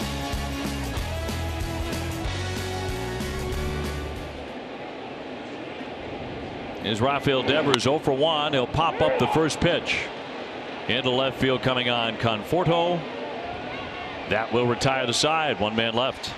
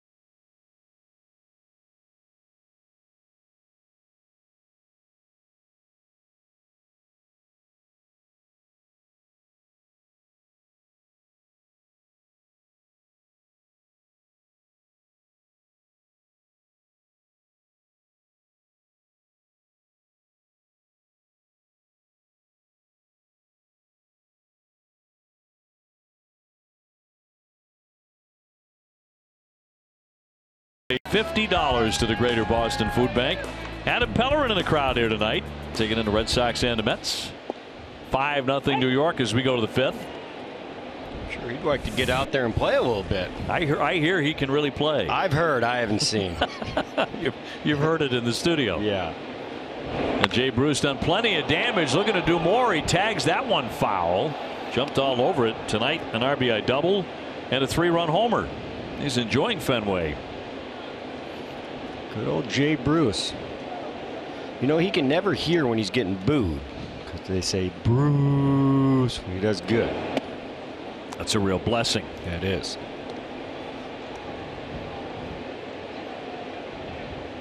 Especially in New York. Oh yeah, I'm sure you can still hear it there.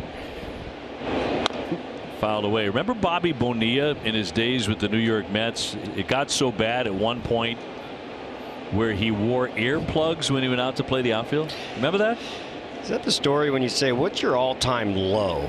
You're right. Played a major league ball game with earplugs. Bobby would go on to win a World Series with the then Florida Marlins. He was a big contributor on that club. Near nothing but cheers. The 2-2. And it is strike 3. Caught him looking. No argument. One man away. You've seen him showcasing the curveball right here. He goes with the slider, lefty slider. That's going to be a little tighter break right there. Right on the corner. Jay Bruce knew it, and he was trying to get out of there. Strike 3 looking. Brings up Todd Frazier. Not a whole lot to swing at for him yet tonight. He's walked twice. Now Todd Frazier, now with the right-hander up, what you'd like to do is go back to that curveball. You don't want that big sweeper into his barrel. He had a turn with the Yankees as well. So playing for both New York teams.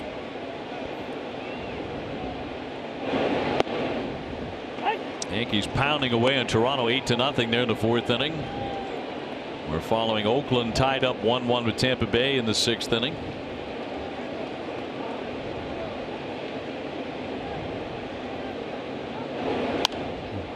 One and 2. Doing a good job. Had pitched 2 curveball in the outer half. Was able to run that curveball in the inner half.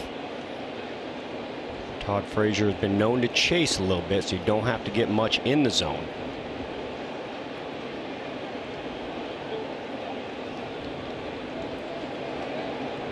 He grew up in New Jersey, a huge Sinatra fan. Used to be one of his walk-ups was a Frank Sinatra tune. I think he can sing it too. I think he's got some karaoke under his belt. Really? Yep. That sounds like you have first-hand knowledge, Johnny Gomes. Teammate. First-hand knowledge about the karaoke nights. 3 and 2. I don't really have a go-to, but Todd Frazier will get you Sinatra if you get in a jam. Mm-hmm. Heard that. Yep. Payoff pitch. Oop. And a base hit to left.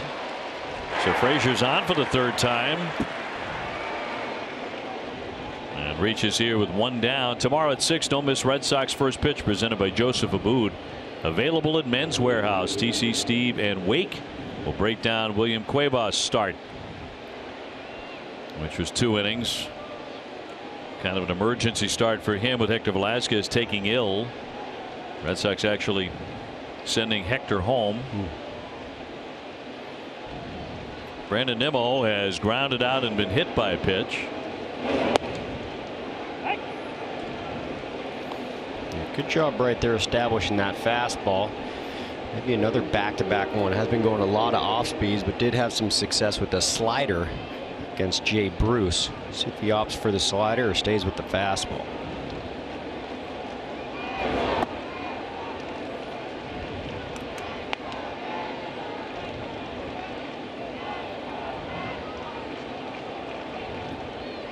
Nimmo, one of their really hot hitters right now.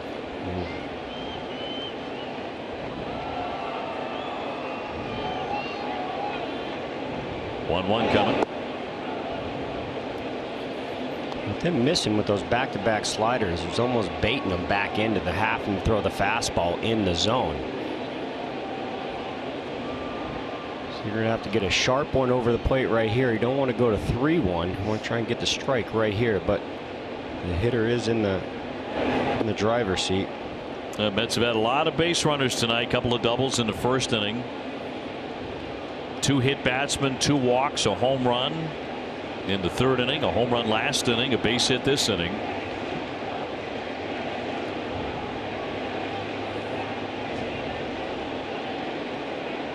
And now the 3-1 to Nimmo, and that's a strike. Just did get the corner, according to Todd Titchener. Yeah, that's about the same location that Jay Bruce struck out looking right there. Giving a little, about a ball and a half, about a half a ball length on the outer half. 3-2 pitch. See if he goes back to the slider. He's been going a lot to the lefties.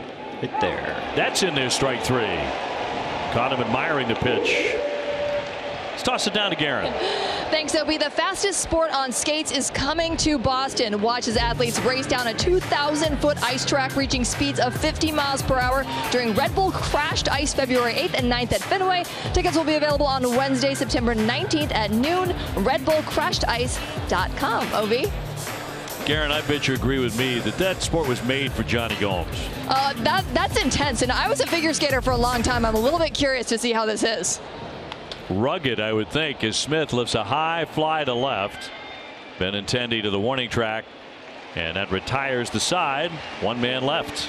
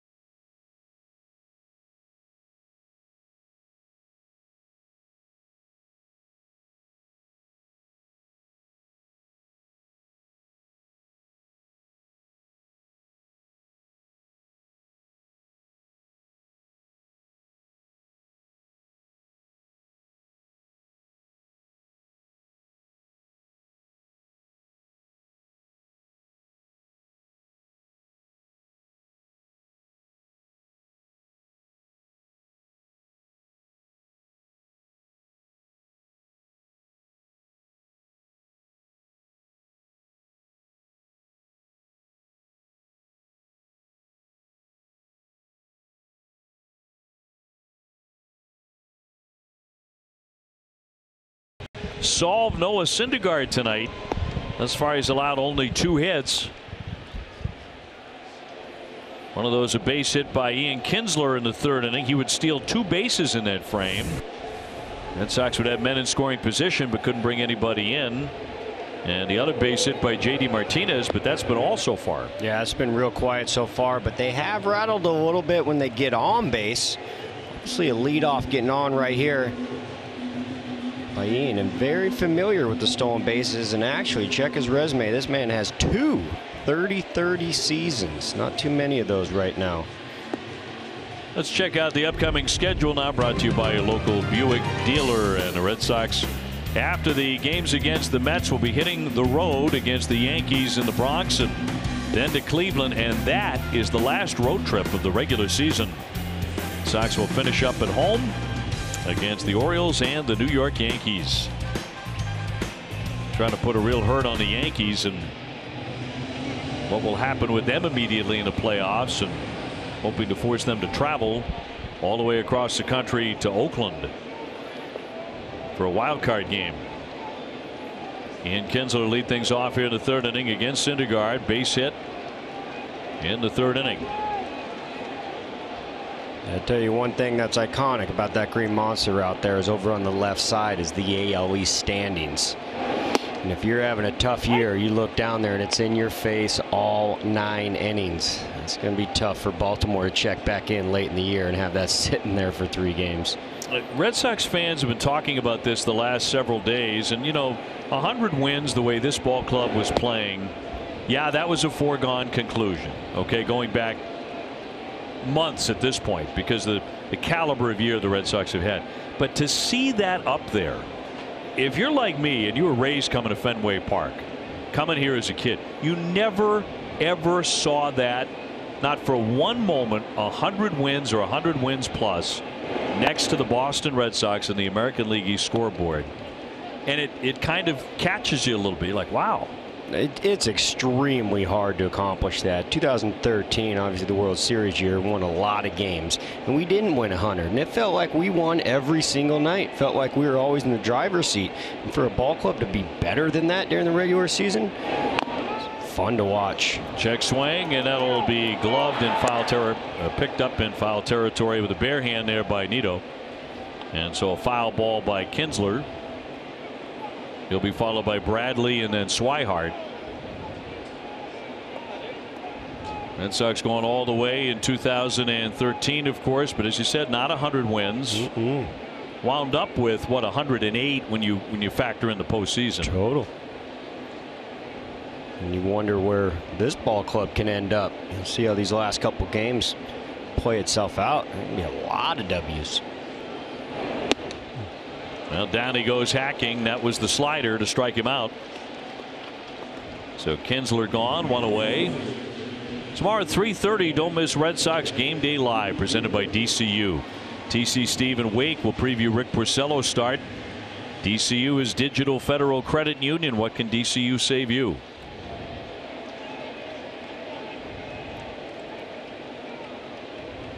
Now Jackie Bradley took a walk and stole a base in the third inning. But it remains 5-0 Mets.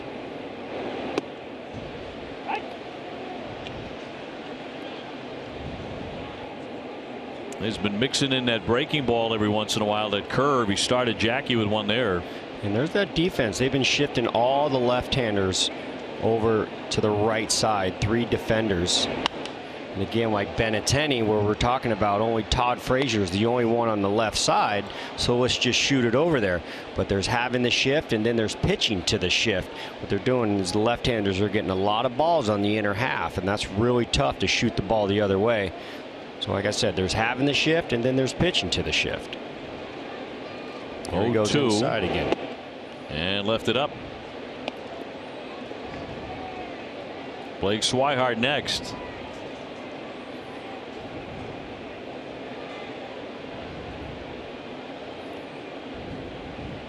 Only 2 Red Sox hits. And he struck him out swinging. Back-to-back Ks by Syndergaard. So I'm sure we'll see a Swihart. I'm sure they're going to stay in that position with the 3 defenders on the right side and Todd over on the left side. And you'll be seeing some fastballs or some sliders on the inner half. See if Swihart can get him out of there and spin on one. Now Blake fanned in the third inning, 0 for 1.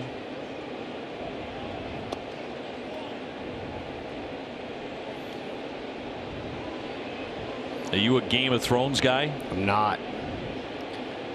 Well, Syndergaard is. He is. He likes to act, and he appeared in a season 7 episode of Game of Thrones. Missed that one. Also in a Kevin Can Wait sitcom episode and a number of other TV shows. So he likes to get in there, do some television. He was on the opposing side in 2015 when I won the World Series over there at the Kansas City Royals. I did see that. It'll be in tight for ball 3. And you see those pitch 1 and pitch 3 going in on the inner half right there. 2 kind of got away from him.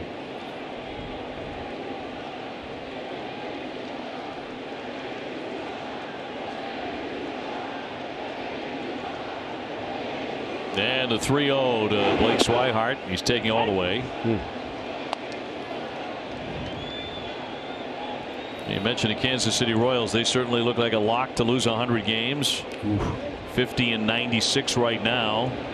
Baltimore, of course, has gone way past that. They're 104. On their way to another one tonight. They're losing 7-2 to Chicago. How wild is that? The 2015 World Series matchup. Fast forward to this year, both going to lose 100.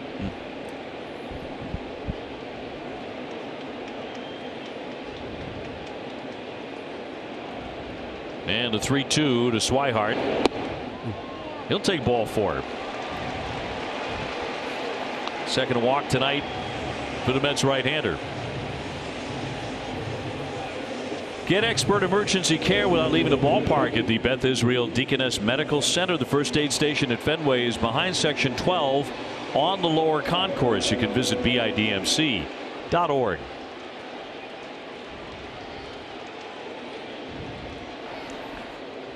This is what Alex Cora talks about too, even when it's down a little bit, only 2 hits, but the third time around, Mookie obviously being the leadoff guy, first guy to get 3 at bats.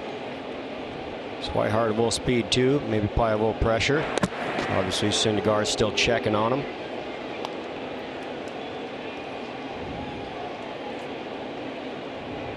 Betts has flied out twice to right and to left.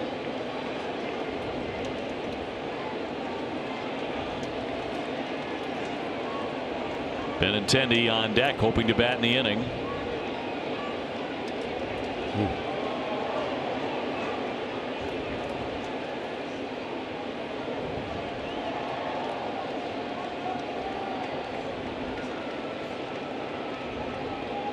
Two out and Swihart aboard. Syndergaard really changing that tempo with men on base.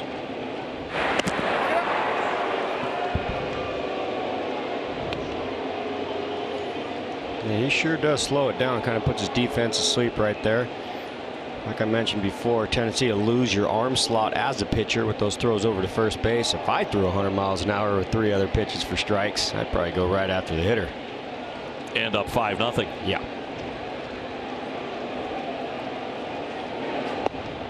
He drops it in there at 96. And you see that fastball kind of tail into Mookie. That'd be the sinking fastball right there. Most sinking fastballs aren't 95 miles per hour. When you're throwing 60 feet 6 inches at 95 miles per hour, not a lot of time for the ball to move, but his does.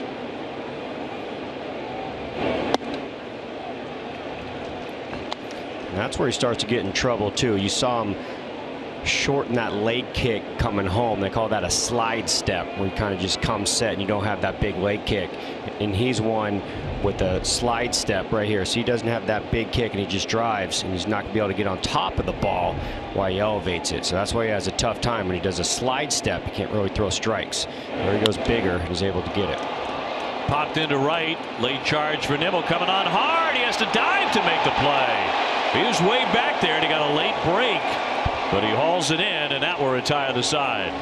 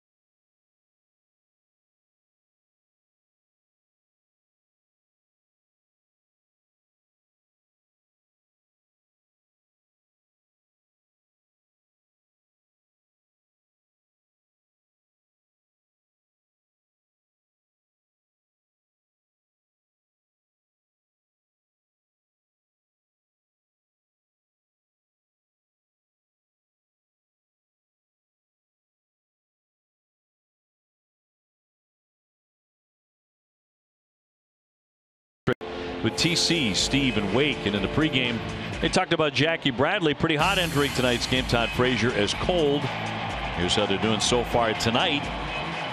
Frazier's been on base 3 times. Must have been watching the pregame show. No doubt about it. Why wouldn't you? It's a great point. That TC.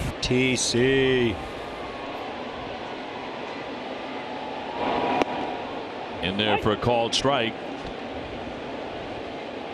Austin Jackson has struck out and hit into a double play.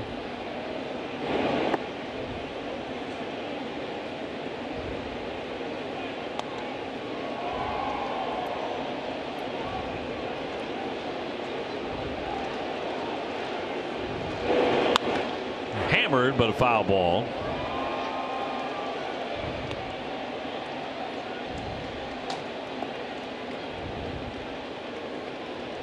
You know, just because the screens are there doesn't mean you're not getting a ball. Ooh, good karma for the man giving it to a kid. Oh boy.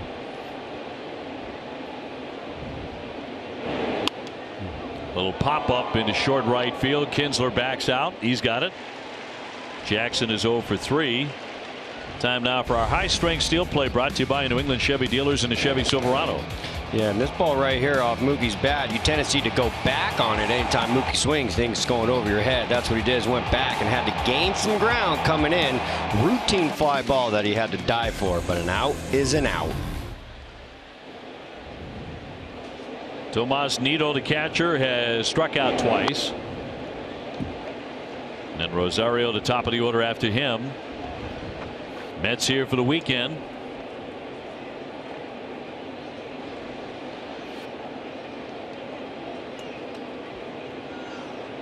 And the 0-1.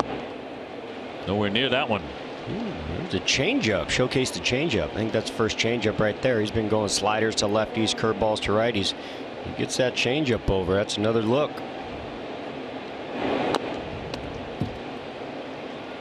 And that's to speed him up, slow him down right there. He's got the curveball where you can get the eye elevation up, get it down. He's got one for a swing and miss for a strike.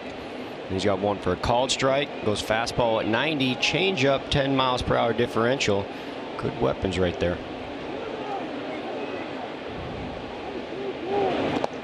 And he put him away, and that's the 3rd time that Nido has fanned in this one. 2 fast outs. Red Sox season ticket plans for 2019 are on sale now, including new half-season and 20-game plans. For more info, go to redsox.com/season tickets or call 877-RED-SOX-9. Here's Rosario swinging to the first pitch. He drives it to right. Mookie Betts there. And a very clean inning for Johnson. 1, 2, 3 they go.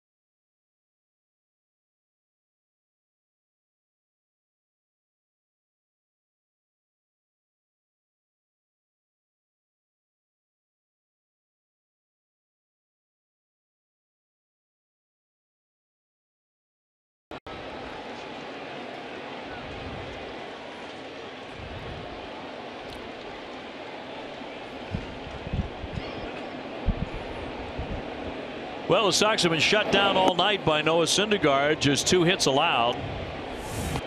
Andrew Benintendi is 0 for 2 with a pair of ground outs. He'll be followed by Moreland and Martinez. And all getting their 3rd look at him.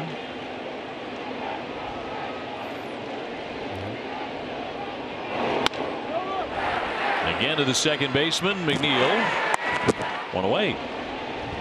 He's done a lot of that tonight. He's induced a lot of ground balls. Doing a good job pitching into that shift. Obviously seeing those 3 defenders on the right side and doing a good job of pounding the inner half. Someone's going to have to scoop them out of there real quick, step in the bucket and send one down to Pesky. Enjoy a large or extra large Dunkin' coffee for a chance to win great prizes today. No purchase necessary. Ends October 15th or while supplies last.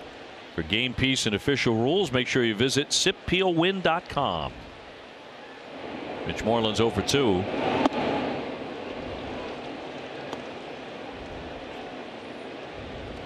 Syndergaard's season has been twice interrupted by trips to the disabled list. In May for a ligament injury to his right index finger, not for a while, and in July for a hand, foot, and mouth disease, which is usually a childhood infection. But it's been going around Major League Baseball this year. Been 2 or 3 guys who've come down with that. I don't know, OB. I don't get sick. I don't know about all that stuff. Got my vitamins, my spinach, hand, foot, and mouth, nose. I'm just upright and kicking every day. You can't ruin my day. I'm not going on the DL for a stuffy nose. No, you're not. The 1-1. 2 balls in 1 strike. You know, some people it's like that. You know, you never, ever get sick. Yeah. I don't know. It's not true of mortal man, the rest of us, but for you. And I don't even have a superhero nickname. We can come up with something over this weekend. You're here for the whole weekend. Here's the 2-1. Oh. And a high fly down the left field line, but that's going to slice foul into the corner. When you played here, when you were a member of the Red Sox, what was your favorite part of coming to the ballpark every day? Coming to the ballpark? You know, the whole experience of being here and getting it on nights like tonight. You know, you get 70 degrees and, you know, beautiful evening, packed ballpark. What was your favorite part of it? You could probably, you know more than me where the tradition started, but Sweet Caroline. Sweet Caroline to me, night in and night out, winning or losing, is that 2 minutes of happiness in this ballpark that is a guarantee. Did you pitch in? Did you sing it? I sung it when I was on the other side. You're not allowed to sing it. You can't sing it. Right. Like, focus, start up. When you're on this side, oh yeah, oh yeah. And it's everywhere. You go on vacation, you go to a bar, you go to a restaurant. As soon as that song comes on, it's like, nah, champions. And now wherever it's played, anywhere, that's what everyone starts singing it. Right. Could be in Iowa. To the second baseman, McNeil. He's been a busy man out there in that shift, and 2 gone.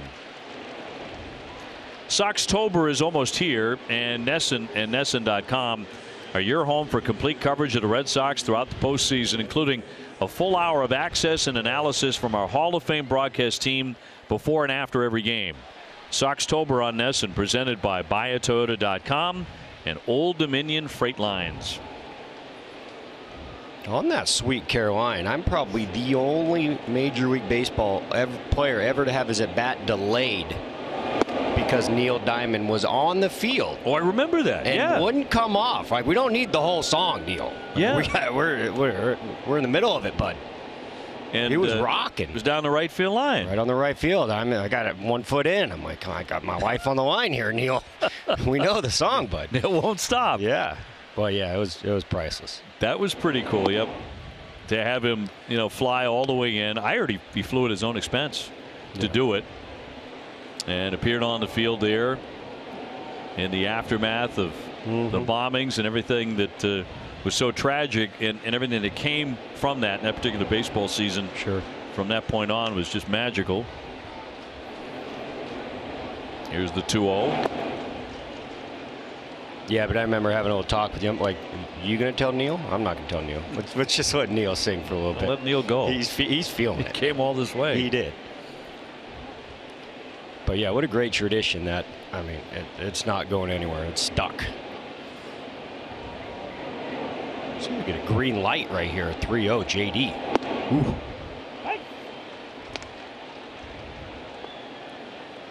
Syndergaard's only walked 2. Martinez is one of the 2 hits. Kinsler has the other single. That's it. This is mano-a-mano right here. Game's out of hand. 5-0. No one on. Let's see if he challenges him. And he's going to take ball 4. Yeah, not many do. So the Sox have a base runner with 2 down for Xander Bogaerts, who's gone hitless tonight. 0 for 2 thus far, but he's had an excellent homestand. 11 for 23 coming into play tonight. And he has a streak of reaching base of 15 in a row on the line. 5-0 Mets here in the bottom of the 6th inning.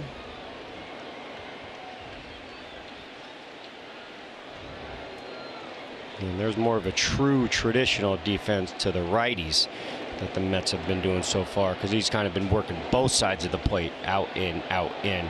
Left-handers, they've been kind of staying true on the inner half. And time granted by Todd Tichenor. It's a whole different act, though, for Syndergaard when he has a base runner, isn't it? I guess every superhero has a kryptonite. His is base runners. 2 outs, 5-0, bottom 6. Fire it on in there.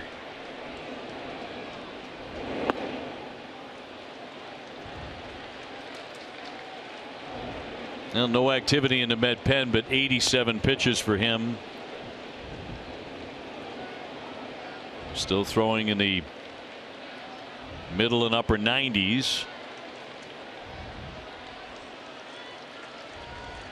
Showing no ill effects from getting nailed in the rib cage in a line drive in his last start, when he also allowed 12 hits.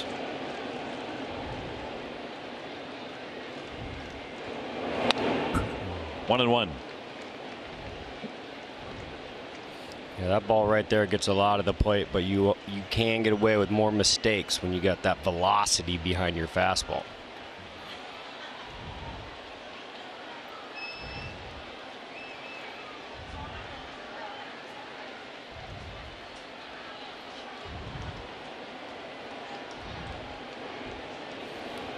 See if this one leaks over the plate. It was back-to-back fastballs. Another one caught a lot of the plate right there, but that's what velocity will do for you. Yeah, still throwing 97. Yeah. Here it is right here. He wants it down and in. You see his glove kind of pop up to the middle. So when you got velocity, throwing strikes is your friend.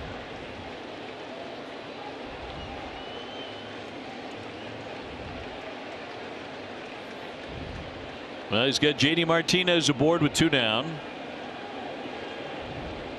1-2 to Xander.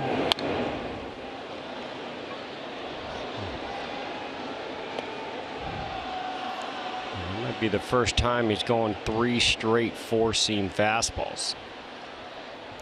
He's just trying to get out of the inning right here. Obviously, he's calmed down. JD shortened up his lead a little bit.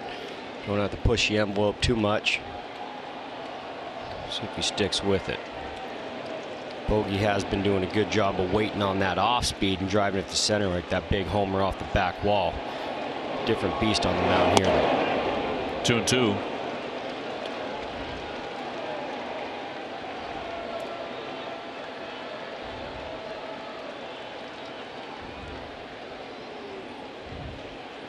So Boston's best friend right now sneaking up to 91 pitches. Bogey's able to get on. You're starting to flirt with that 100, and that's going to allow you to get 3 full innings of the Mets bullpen. So, big pitch here, right here. If Bo can get on. That one disappeared on him. Down he goes, strike 3. And Martinez stranded at first.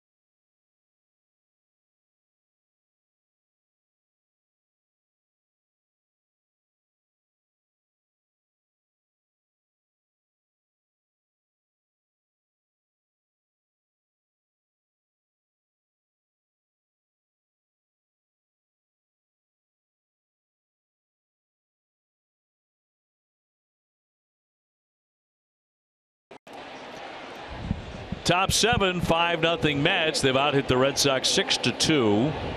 Not a whole lot of offense in this one, but New York has 2 home runs.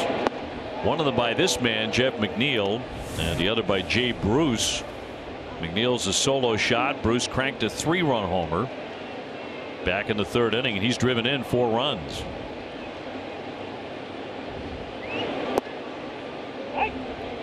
Mets have actually been hitting a lot of home runs lately. For McNeil, that was just his 3rd, however. He is 1 for 3 tonight. He was tempted but did not swing it. Staying with that slider again. A lot of off speed so far. Has only thrown 18 fastballs out of his 55 total pitches.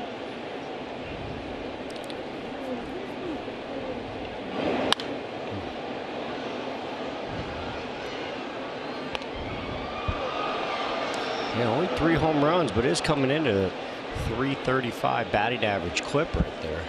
Just putting the ball in play. 181 plate appearances, 335. That's getting your hits. Yeah, made his major league debut on the 24th of July, and since then he has more hits than any other Met. And he floats that one to left field, backing up Benintendi to the track on the back pedal, right up against the American League scorers, but he's got it. 1 gone. Time for the Geico Red Sox moment, honoring the 13 champions. And in game number 148, Red Sox would lose to Tampa Bay 4-3. Will Myers with an RBI double off Ruby De La Rosa in the bottom of the 8th inning. That was the deciding moment in the game.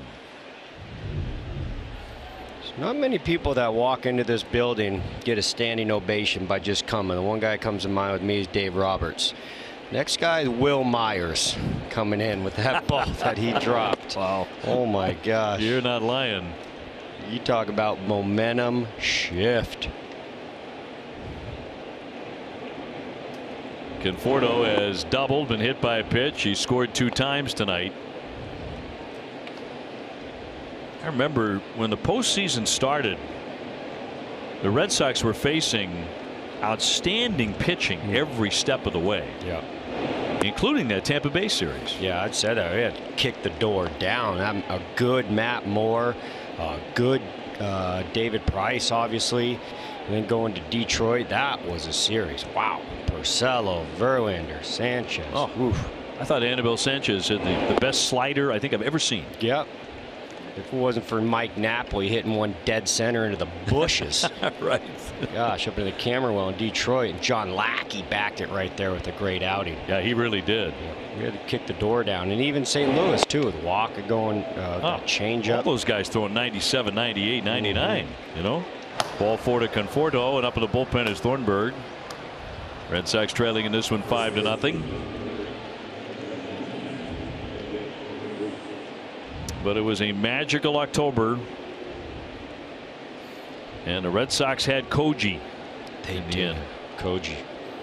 1 pickoff all year. 1 pickoff all year. To end a World Series game. World Series game. It's unbelievable. Popped up, foul back out of play by Jay Bruce. Yeah, there was Colton Wong, remember? Yep. First base, he had that look of absolute shock on his face. First time that it ever happened in World Series history to end a game in the October Classic. We had to check that off. We also had to check off a game ending for interference. Pop to center field and Bradley in. And Jackie with the catch for out number 2. So we check out the results of our Dunkin' Donuts poll question. Do you think a pitcher with a losing record should be considered for the Cy Young? Really interesting. The response here tonight. 56% of you say no. Wow. That Jacob deGrom, by the way, leads baseball in ERA and will pitch on Sunday against Chris Sale. He is 8-9 with a 1.71 ERA, but 56% say no. Well, the average start was 31 and 32 times in a season for a starter. So what if I told you a pitcher went 31-0 with a 9 ERA? There you go. Would you give it to him? I would not. I would not. This guy's had a great year. Sure has. I mean, just listen to the numbers now. As said, a 171 ERA, 195 innings. So he's about to go over 200 innings, 239 strikeouts, only 44 walks. Do you know how many home runs he's allowed this year? 9. Sub 10. So, I mean, that's a Cy Young season.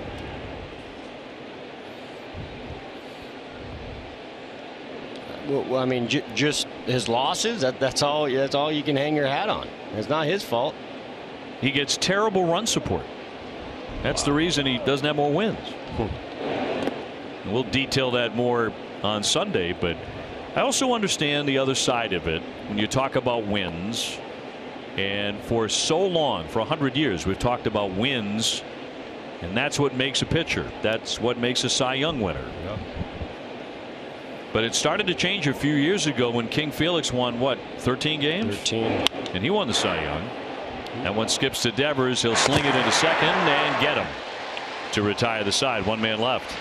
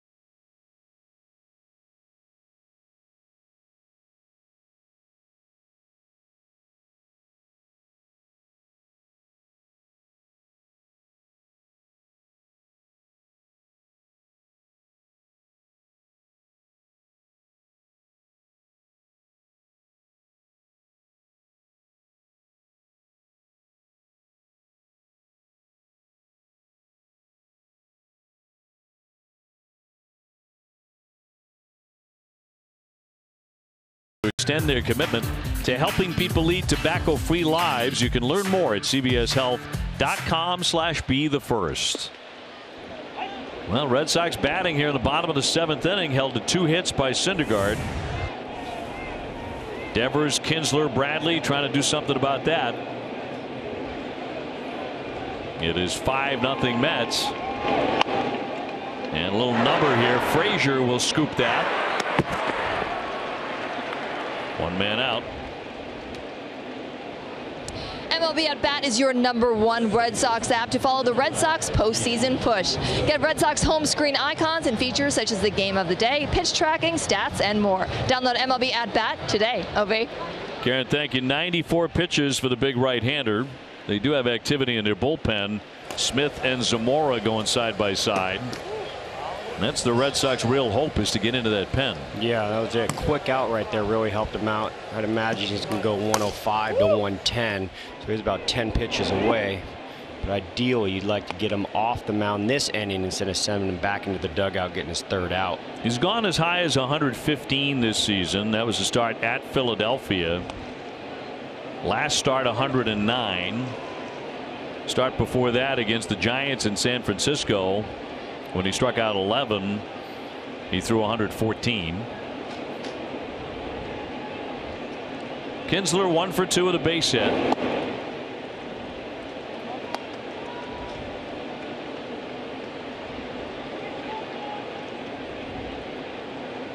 Total of 8 hits in the game, and the Mets have 6 of those, including a pair of homers.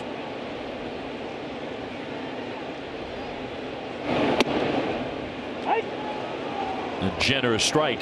Kinsler not thrilled. Yeah, sure was. You're talking about a guy that has 400 career doubles. I think this man knows the strike zone.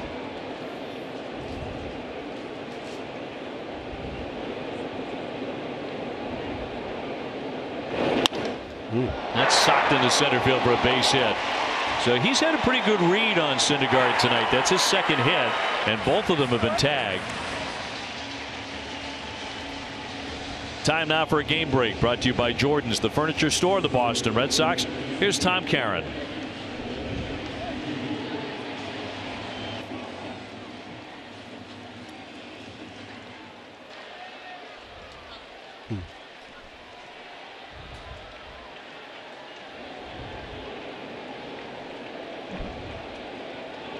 All right, TC, thank you very much. Jackie Bradley now. He's walked and struck out tonight. And then here we go with the kryptonite, a base runner again. And he slows the game down. Red Sox have not had more than 1 hit in any inning against Syndergaard yet.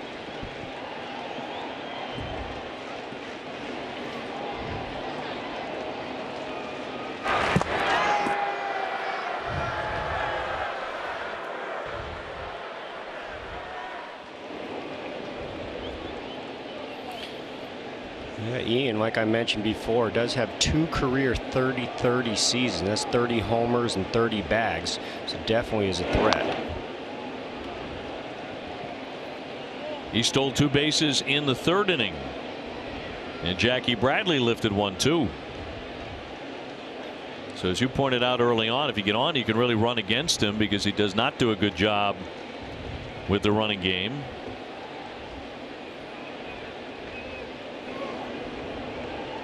And the Red Sox love to run. Kinsler holding here. Red Sox came into play tonight, number 2, tied for 2nd in all of baseball in stolen bases. Yeah, the latest stolen bases have really generated some runs. A stolen base right here, a bloop single generate a run.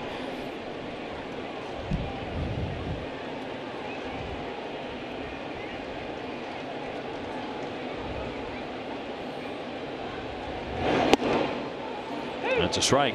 95, 1-2.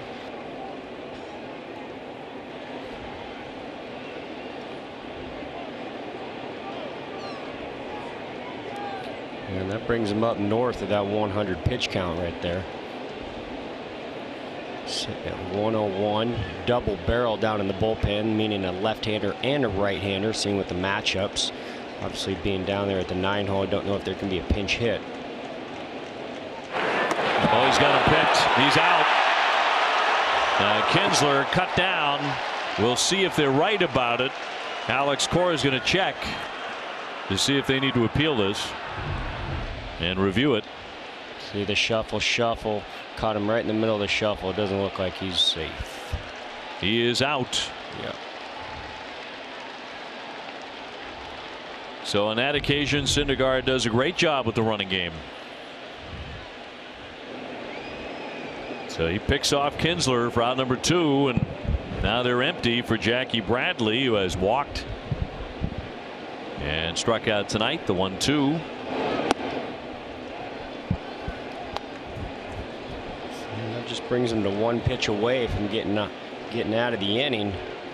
Ideally, I'd like to get into that bullpen. There's that 3-man infield on the right side right there. It's going to tell you he's going to be pitching on the inner half again, like he has to all the lefties.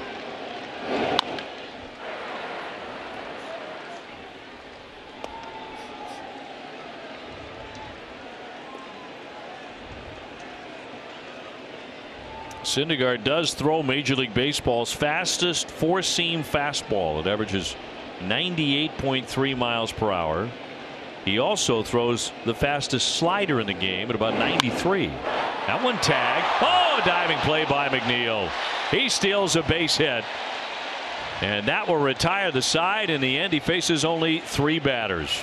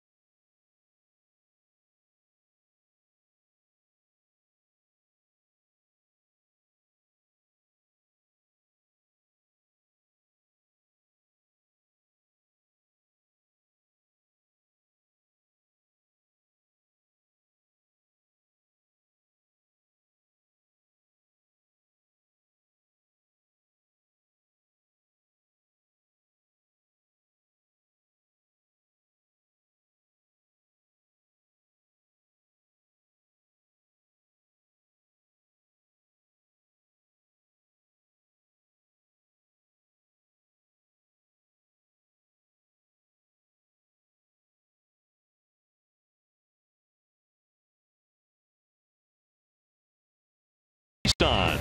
Shop ChooseNissan.com. And by VA Healthcare, serving those who serve.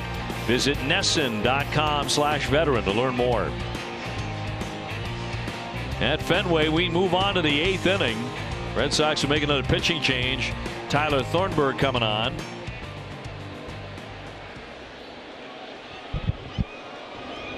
$5-0 Mets. They've out hit the Sox 6-3. Brandon Nimmo in this one has been hit by a pitch. He has struck out and grounded out. And Thornburg starting off there with the curveball. A lot of off speed to the New York Mets tonight.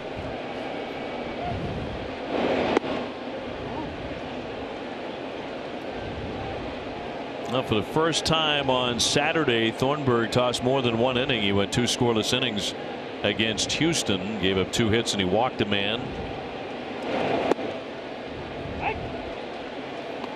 It's a good job right there getting back in the count. 2-0. Well located down and out right there. Missed all of 2017 because of injury. Undergoing surgery to treat that thoracic outlet syndrome, and the fastball didn't come all the way back, at least not yet. The expectation was he might be a big help for this ball club for an October run like the one coming up. He'll walk Nimmo to begin the 8th inning. Time for our refreshing finish, brought to you by Coors Light. Yeah, and there's that defense, all 3 of them on the right side right here. Did have to leave his feet, but that's the shift right there. Syndergaard pitching inside, pitching to the shift. Good catch right there. Took one away from Jackie Bradley, who needed it. And McNeil at the play of the game to this point. Nimmo aboard, and Dominic Smith pops that one to center field. And plenty of time for Jackie Bradley to get there for the first out. They get Blevins going in the bullpen now. Jerry Blevins, a left-hander. So we'll see if the night is done for Syndergaard. The Red Sox would like to hope that's the case. Yeah, and then leading off in the 9 hole and then just flipping it right over to Mookie. That 5-run lead could get shattered in a hurry. 3 hits up until this point. Got to create a little traffic on the bases. And Jackson checking his swing. He struck out, hit into a double play, and popped up. Trying to get that fastball over for a strike right here. 2 options, curveball, changeup. Does have that big popping curveball that has been outstanding for him. He stays down with the heater.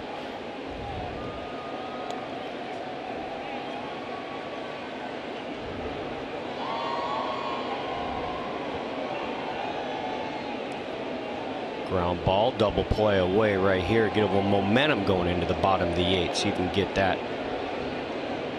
Well, hit into a 6-4-3 earlier in the ball game. He knocks that one foul.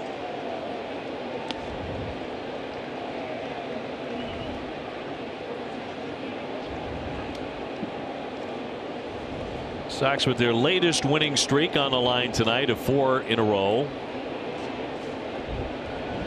Building a 10.5 game lead over the Yankees. Here's the 1-2.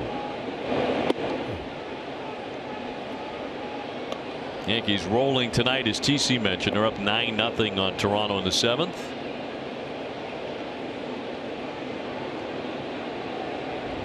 And Oakland and Tampa Bay are tied up 1-1. They're in the 8th. Runner goes, and that one runs inside off the mid. It's going to go all the way to the backstop. Down to second base is Nimmo stopping there. Jackson able to get out of the way. Yeah, or did he? We'll have to check it out. Looked pretty up and tight. Is running on the pitch right there. 2-2 count.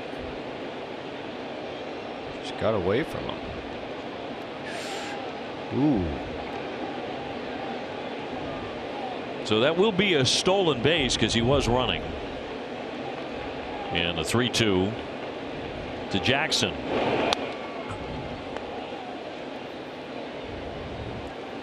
And that stolen base right there going in a 2-2 count is to protect them from the ground ball double play. Put your runner in motion. Therefore, you can't turn that double play to extend the inning.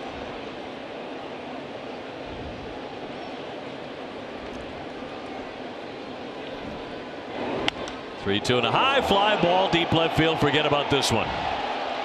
Way out of Fenway Park by Austin Jackson. Well, they've got home run happy tonight. That's their third blast in the ball game. 2-run shot for Jackson, and that'll make it 7-0 Mets. That was out in a hurry. Just his third of the season.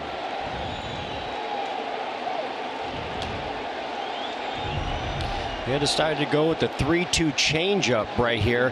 Kind of just fades in. But maybe with that 2-2 pitch that got away from him, had Austin Jackson deciding to look inside. Not a bad changeup, but ironically how that pitch that got away from him possibly moved him back a little bit and made him look inside for that changeup. Completely out of the ballpark, and now Pomerantz is up in the bullpen. He's sort of become a forgotten man out there.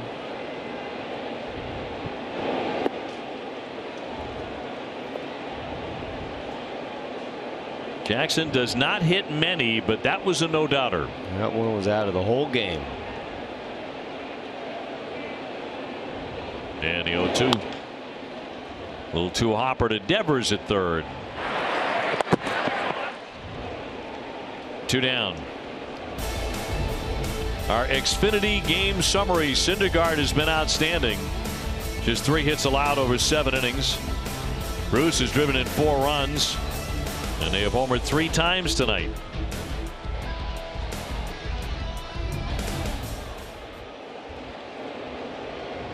Yeah, 2 of those home runs coming off lefty-lefty matchups. Home run traveled 385 feet.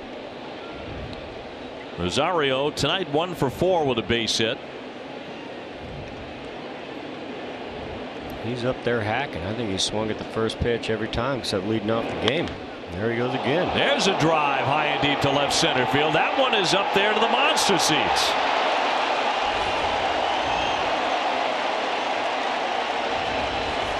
His 9th of the season to make it 8-0 Mets.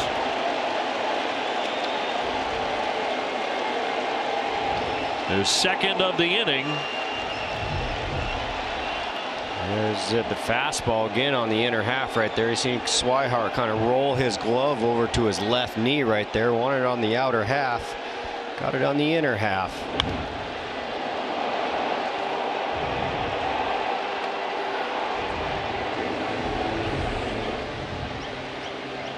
That'll do it for Tyler Thornburg. A walk and 2 home runs.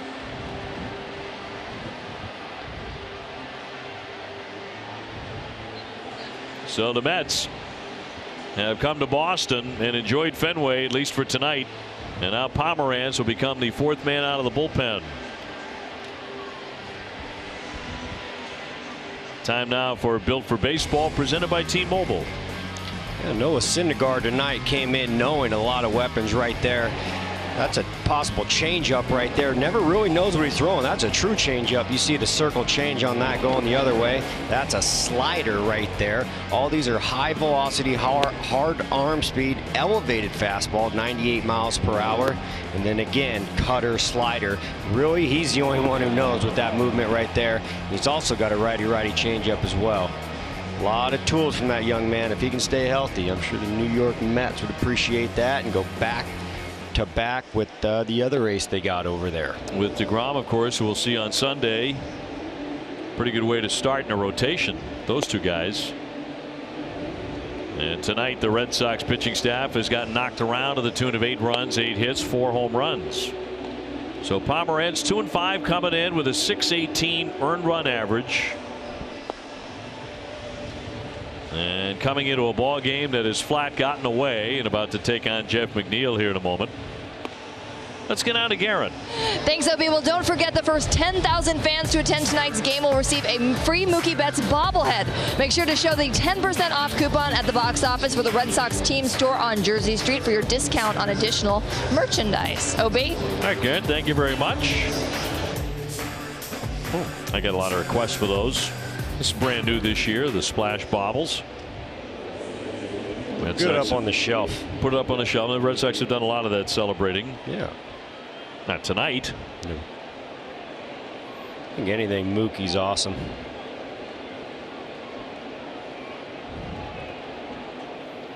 So 2 home runs here in the 8th inning for the Mets. McNeil stepping in now. He hit one back in the 4th inning. And Jay Bruce connected in the 3rd inning.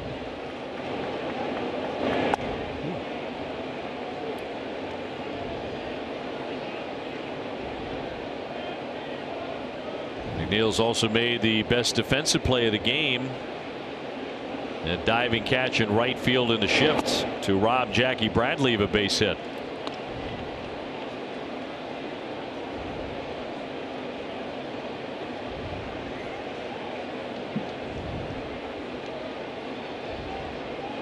Mets are getting home run pop tonight from guys that don't hit very many. McNeil hit his 3rd. Rosario, for him, that was just his 9th of the season. Yeah, and Austin Jackson just his 3rd. Yeah, Jay Bruce doesn't have many. He's been hurt, but they all count. They counted today for 8 runs. 8 runs on 8 hits. 3 in the 3rd, 3 in the 8th. 2 ones mixed in there. 1st inning and 4th inning.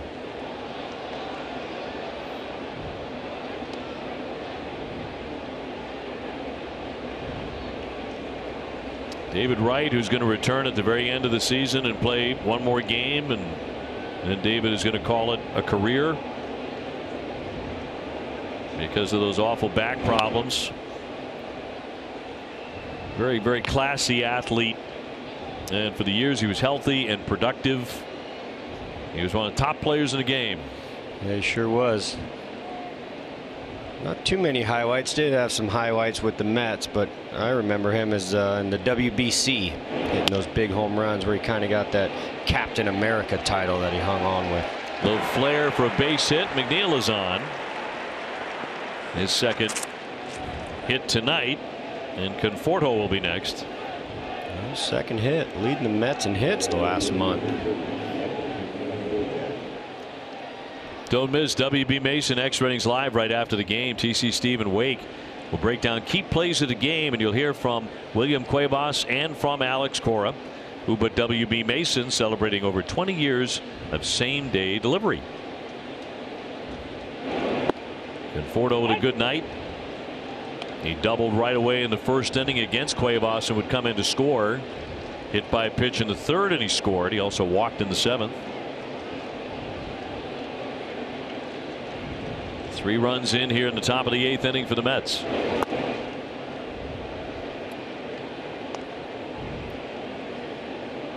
And 2 outs right here. Mitch Moreland going back, not holding the runner on, have a little more defense. Obviously respecting the lead. They're not going to take it with the game out of hand where it is right now. Ground ball should get scooped up. To left, Benintendi with the catch. But 3-run score, and the Mets now lead at 8-0.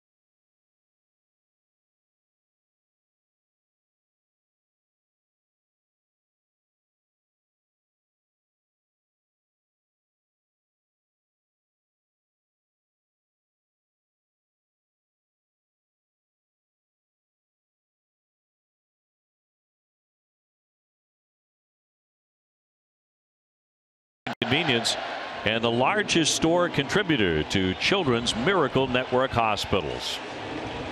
Johnny Gomes, Dave O'Brien with it. Garrett Austin as well. 8-0. The Mets with a big lead as we go to the bottom half of the 8th inning. Blake Swihart will lead it off against Blevins. Coming on with a 3.55 ERA. Blevins to take on Swihart, Betts, and Benintendi here in the 8th.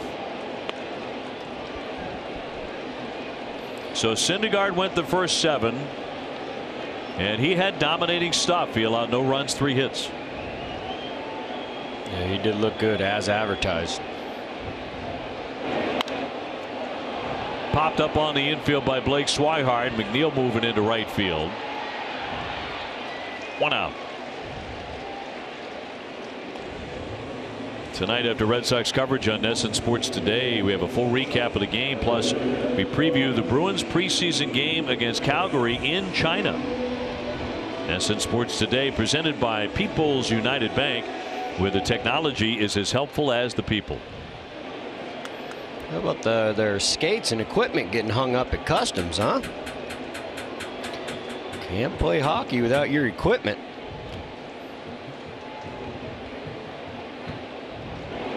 Mookie Betts with a base hit to right. His first hit tonight. He's 1 for 4. That's the shift beater right there. The shift beater. You got to check out this defense. 3 guys on the left side, no one on the right side, pitching on the outer half. Guess what happens? We were talking about Noah Syndergaard pitching on the inner half to the lefties with the shift being on the right side. You can put your defense in any spot you want, but you also got to pitch to it.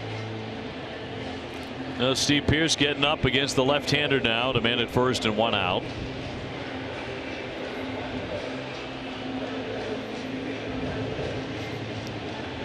And Sam Travis has come to the on-deck area. And he would bat for Mitch Moreland. So Alex Cora going to his bench here in the 8th inning. In an 8-0 game.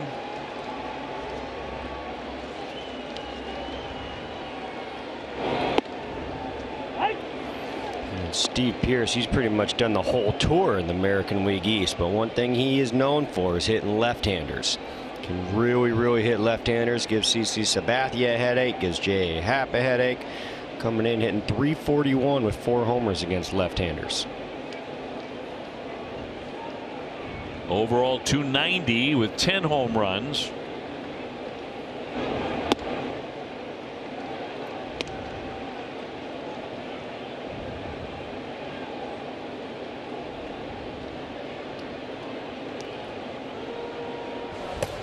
Now the left-hander Zamora up again, and so is Drew Smith in the Met pen.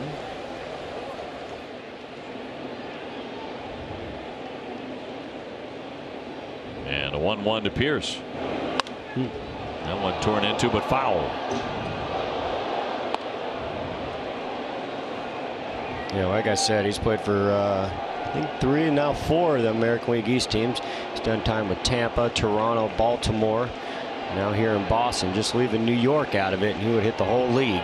But what they do value is that bat off the bench, and be able to hit lefties. Lefties are tough to hit in the American League East. A lot of the big ones. You're talking David Price, Chris Sale, CC Sabathia. Been here for a while, so he has his work cut out, and he's done a good job.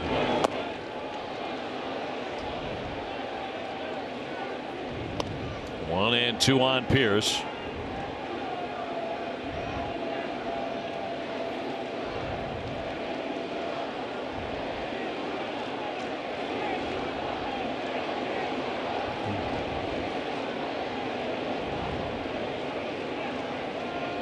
Mookie at first, a 1-2, and a pop up and a play for Bruce right around the bag.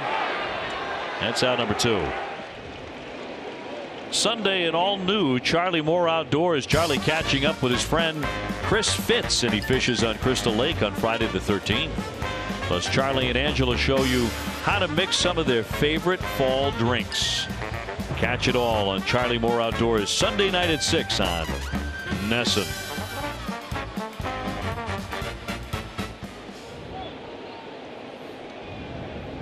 Sam Travis batting for the first time. 158, no home runs for Sam. 3 out of 19.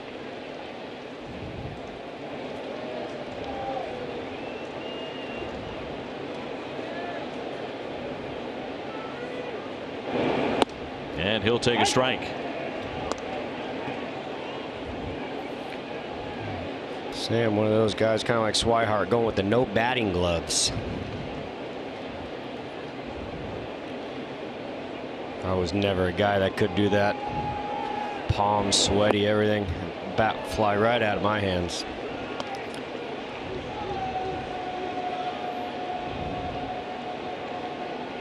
You talk to Sam and you talk to Blake Swihart. They both have the same thought about why they go without the batting gloves. They just love the feel of the bat in hand.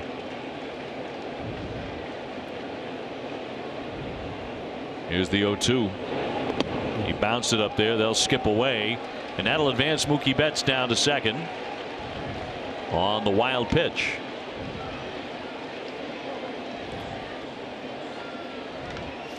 Puts Mookie in scoring position, driving a run right there. Take that 0 off the board. Can't win them all, but you want to do anything you can not to get shut out. Johnny, I was talking with Sam Travis, and he told me that he tried batting gloves once when he was in high school, and he struck out 3 times. So ever since then, no way. That'll do it. There's your test. Wow. He struck out 3 times a lot. But stuck with the gloves. Yeah, stuck with the gloves. Game 2 tomorrow night. Rick Porcello actually in the afternoon at 4:05, and Chris Sale going on Sunday afternoon at 1. And that'll wrap up the series with the Mets, and then the Red Sox head for New York City to take on the Yankees. Days are dwindling down to a precious few after tonight. Just 14 remaining in the regular season. Almost another one in the books, at least the 162, and then it gets interesting. I was saying the other day how our sport's kind of interesting. 162 games, just an appetizer for the next 15 or so. 6 months of appetizers. Yes. Season began in March this year.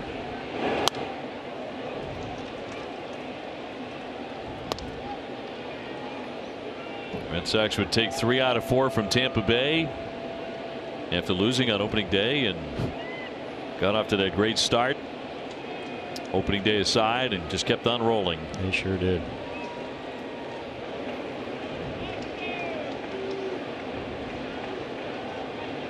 Sox went 19-6 in April, 18-11 in May, then 17-10, 19-6, 18-9. They're 8-3 in September. Swung on and missed for strike 3. 1 man left. These are the ones you circle on the calendar, Brick. One of the key themes opening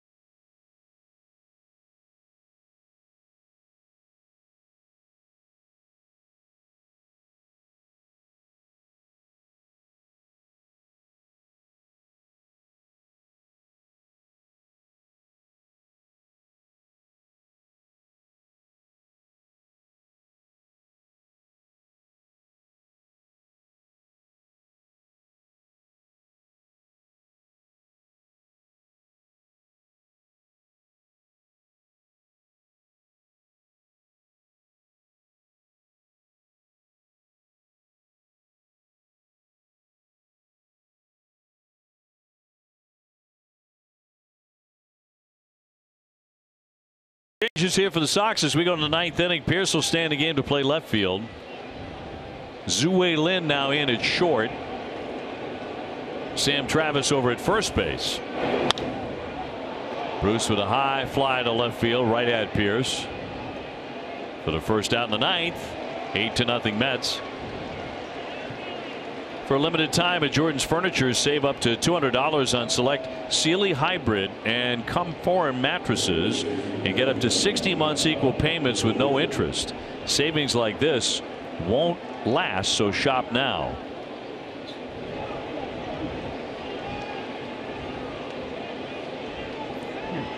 Todd Frazier stepping in right here, looking to reach base for the 4th time. 2 walks and a knock.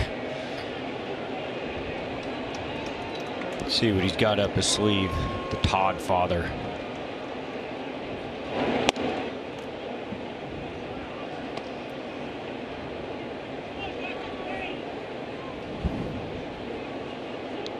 Base is empty and 1 down.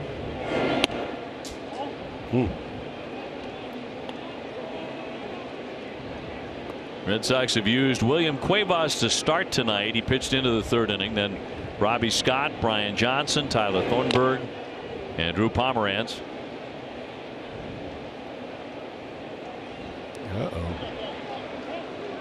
Aaron tossed there by Swihart. Just took that foul ball right off the mask. Probably a little cloudy.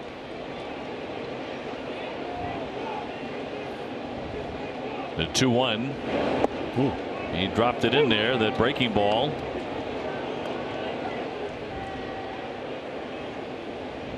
He was getting smoked a moment ago, as you mentioned. 2-2 will miss in tight. Yeah, you see the foul ball go right off the mask. Oof. Wake up. See you. Yep, no idea where that's going. Try this again. It's understandable. Yep, I'm okay with it. No error on the throw. And a cut and a miss. He put him away.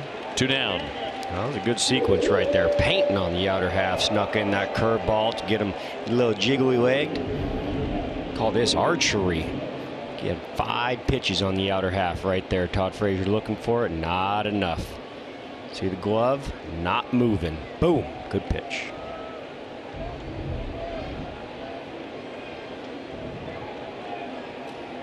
Brandon Nimmo in this one has been on base twice and he scored a run. Hit by a pitch and taken ball 4. They scored 3 times in the 8th inning to take a substantial lead, and he was aboard when Austin Jackson ripped a home run. After that, Rosario also homered. The Mets have homered 4 times. Drew doing a good job right here, pounding the zone, getting out of the inning.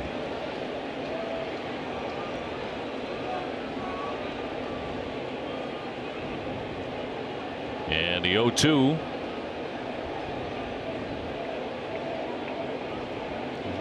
Changeup. Got that too. He struck him out. It's his best inning. Gets him in order. 8-0 Mets. Almost there.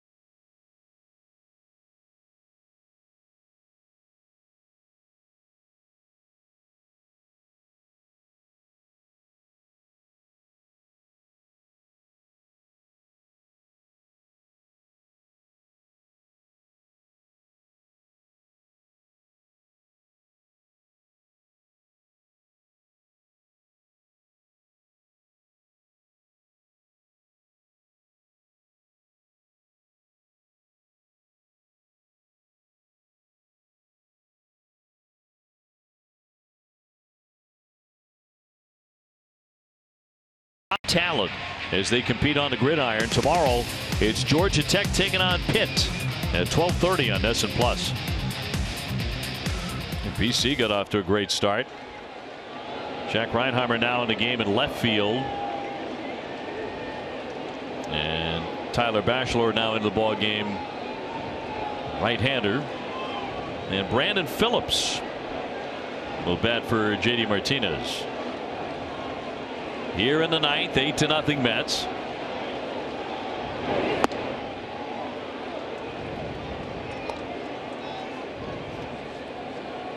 Be interesting to see what goes on with Brandon Phillips. Obviously, your resume speaks for itself, but the time being now, let's see if there's any room.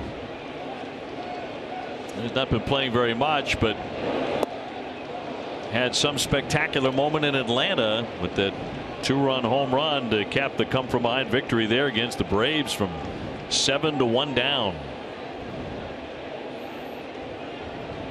Did a good job down there in AAA, being a pro too. Got his work in, sharpening his craft, hoping to get that call, and he did. Got the call and wound up coming in his hometown. Yeah.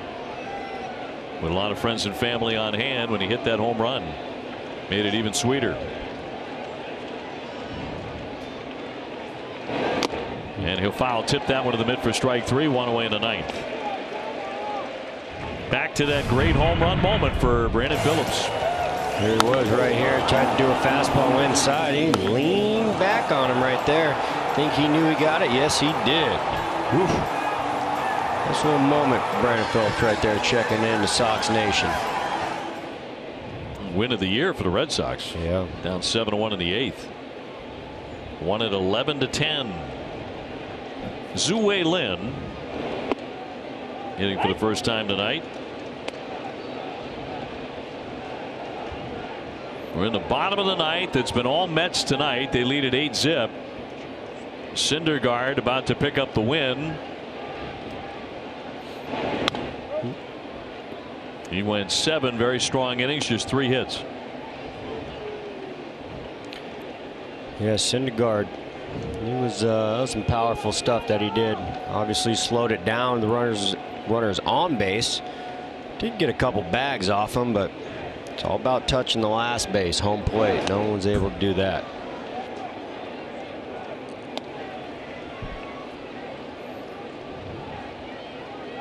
Red Sox have been shut out 6 times this season.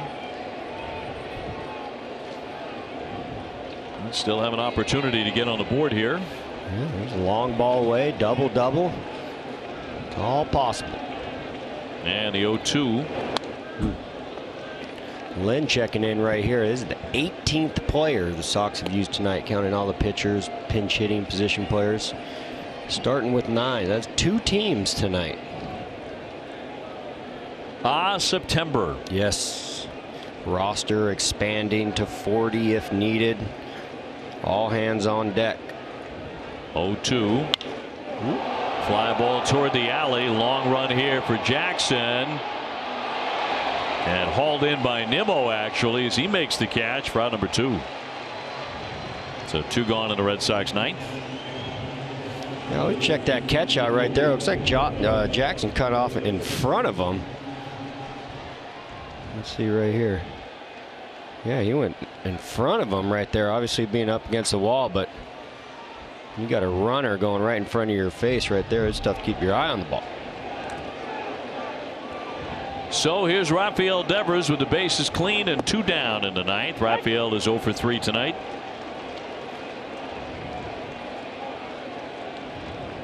Yankees are winning big against Toronto 10-0 there in the 8th inning.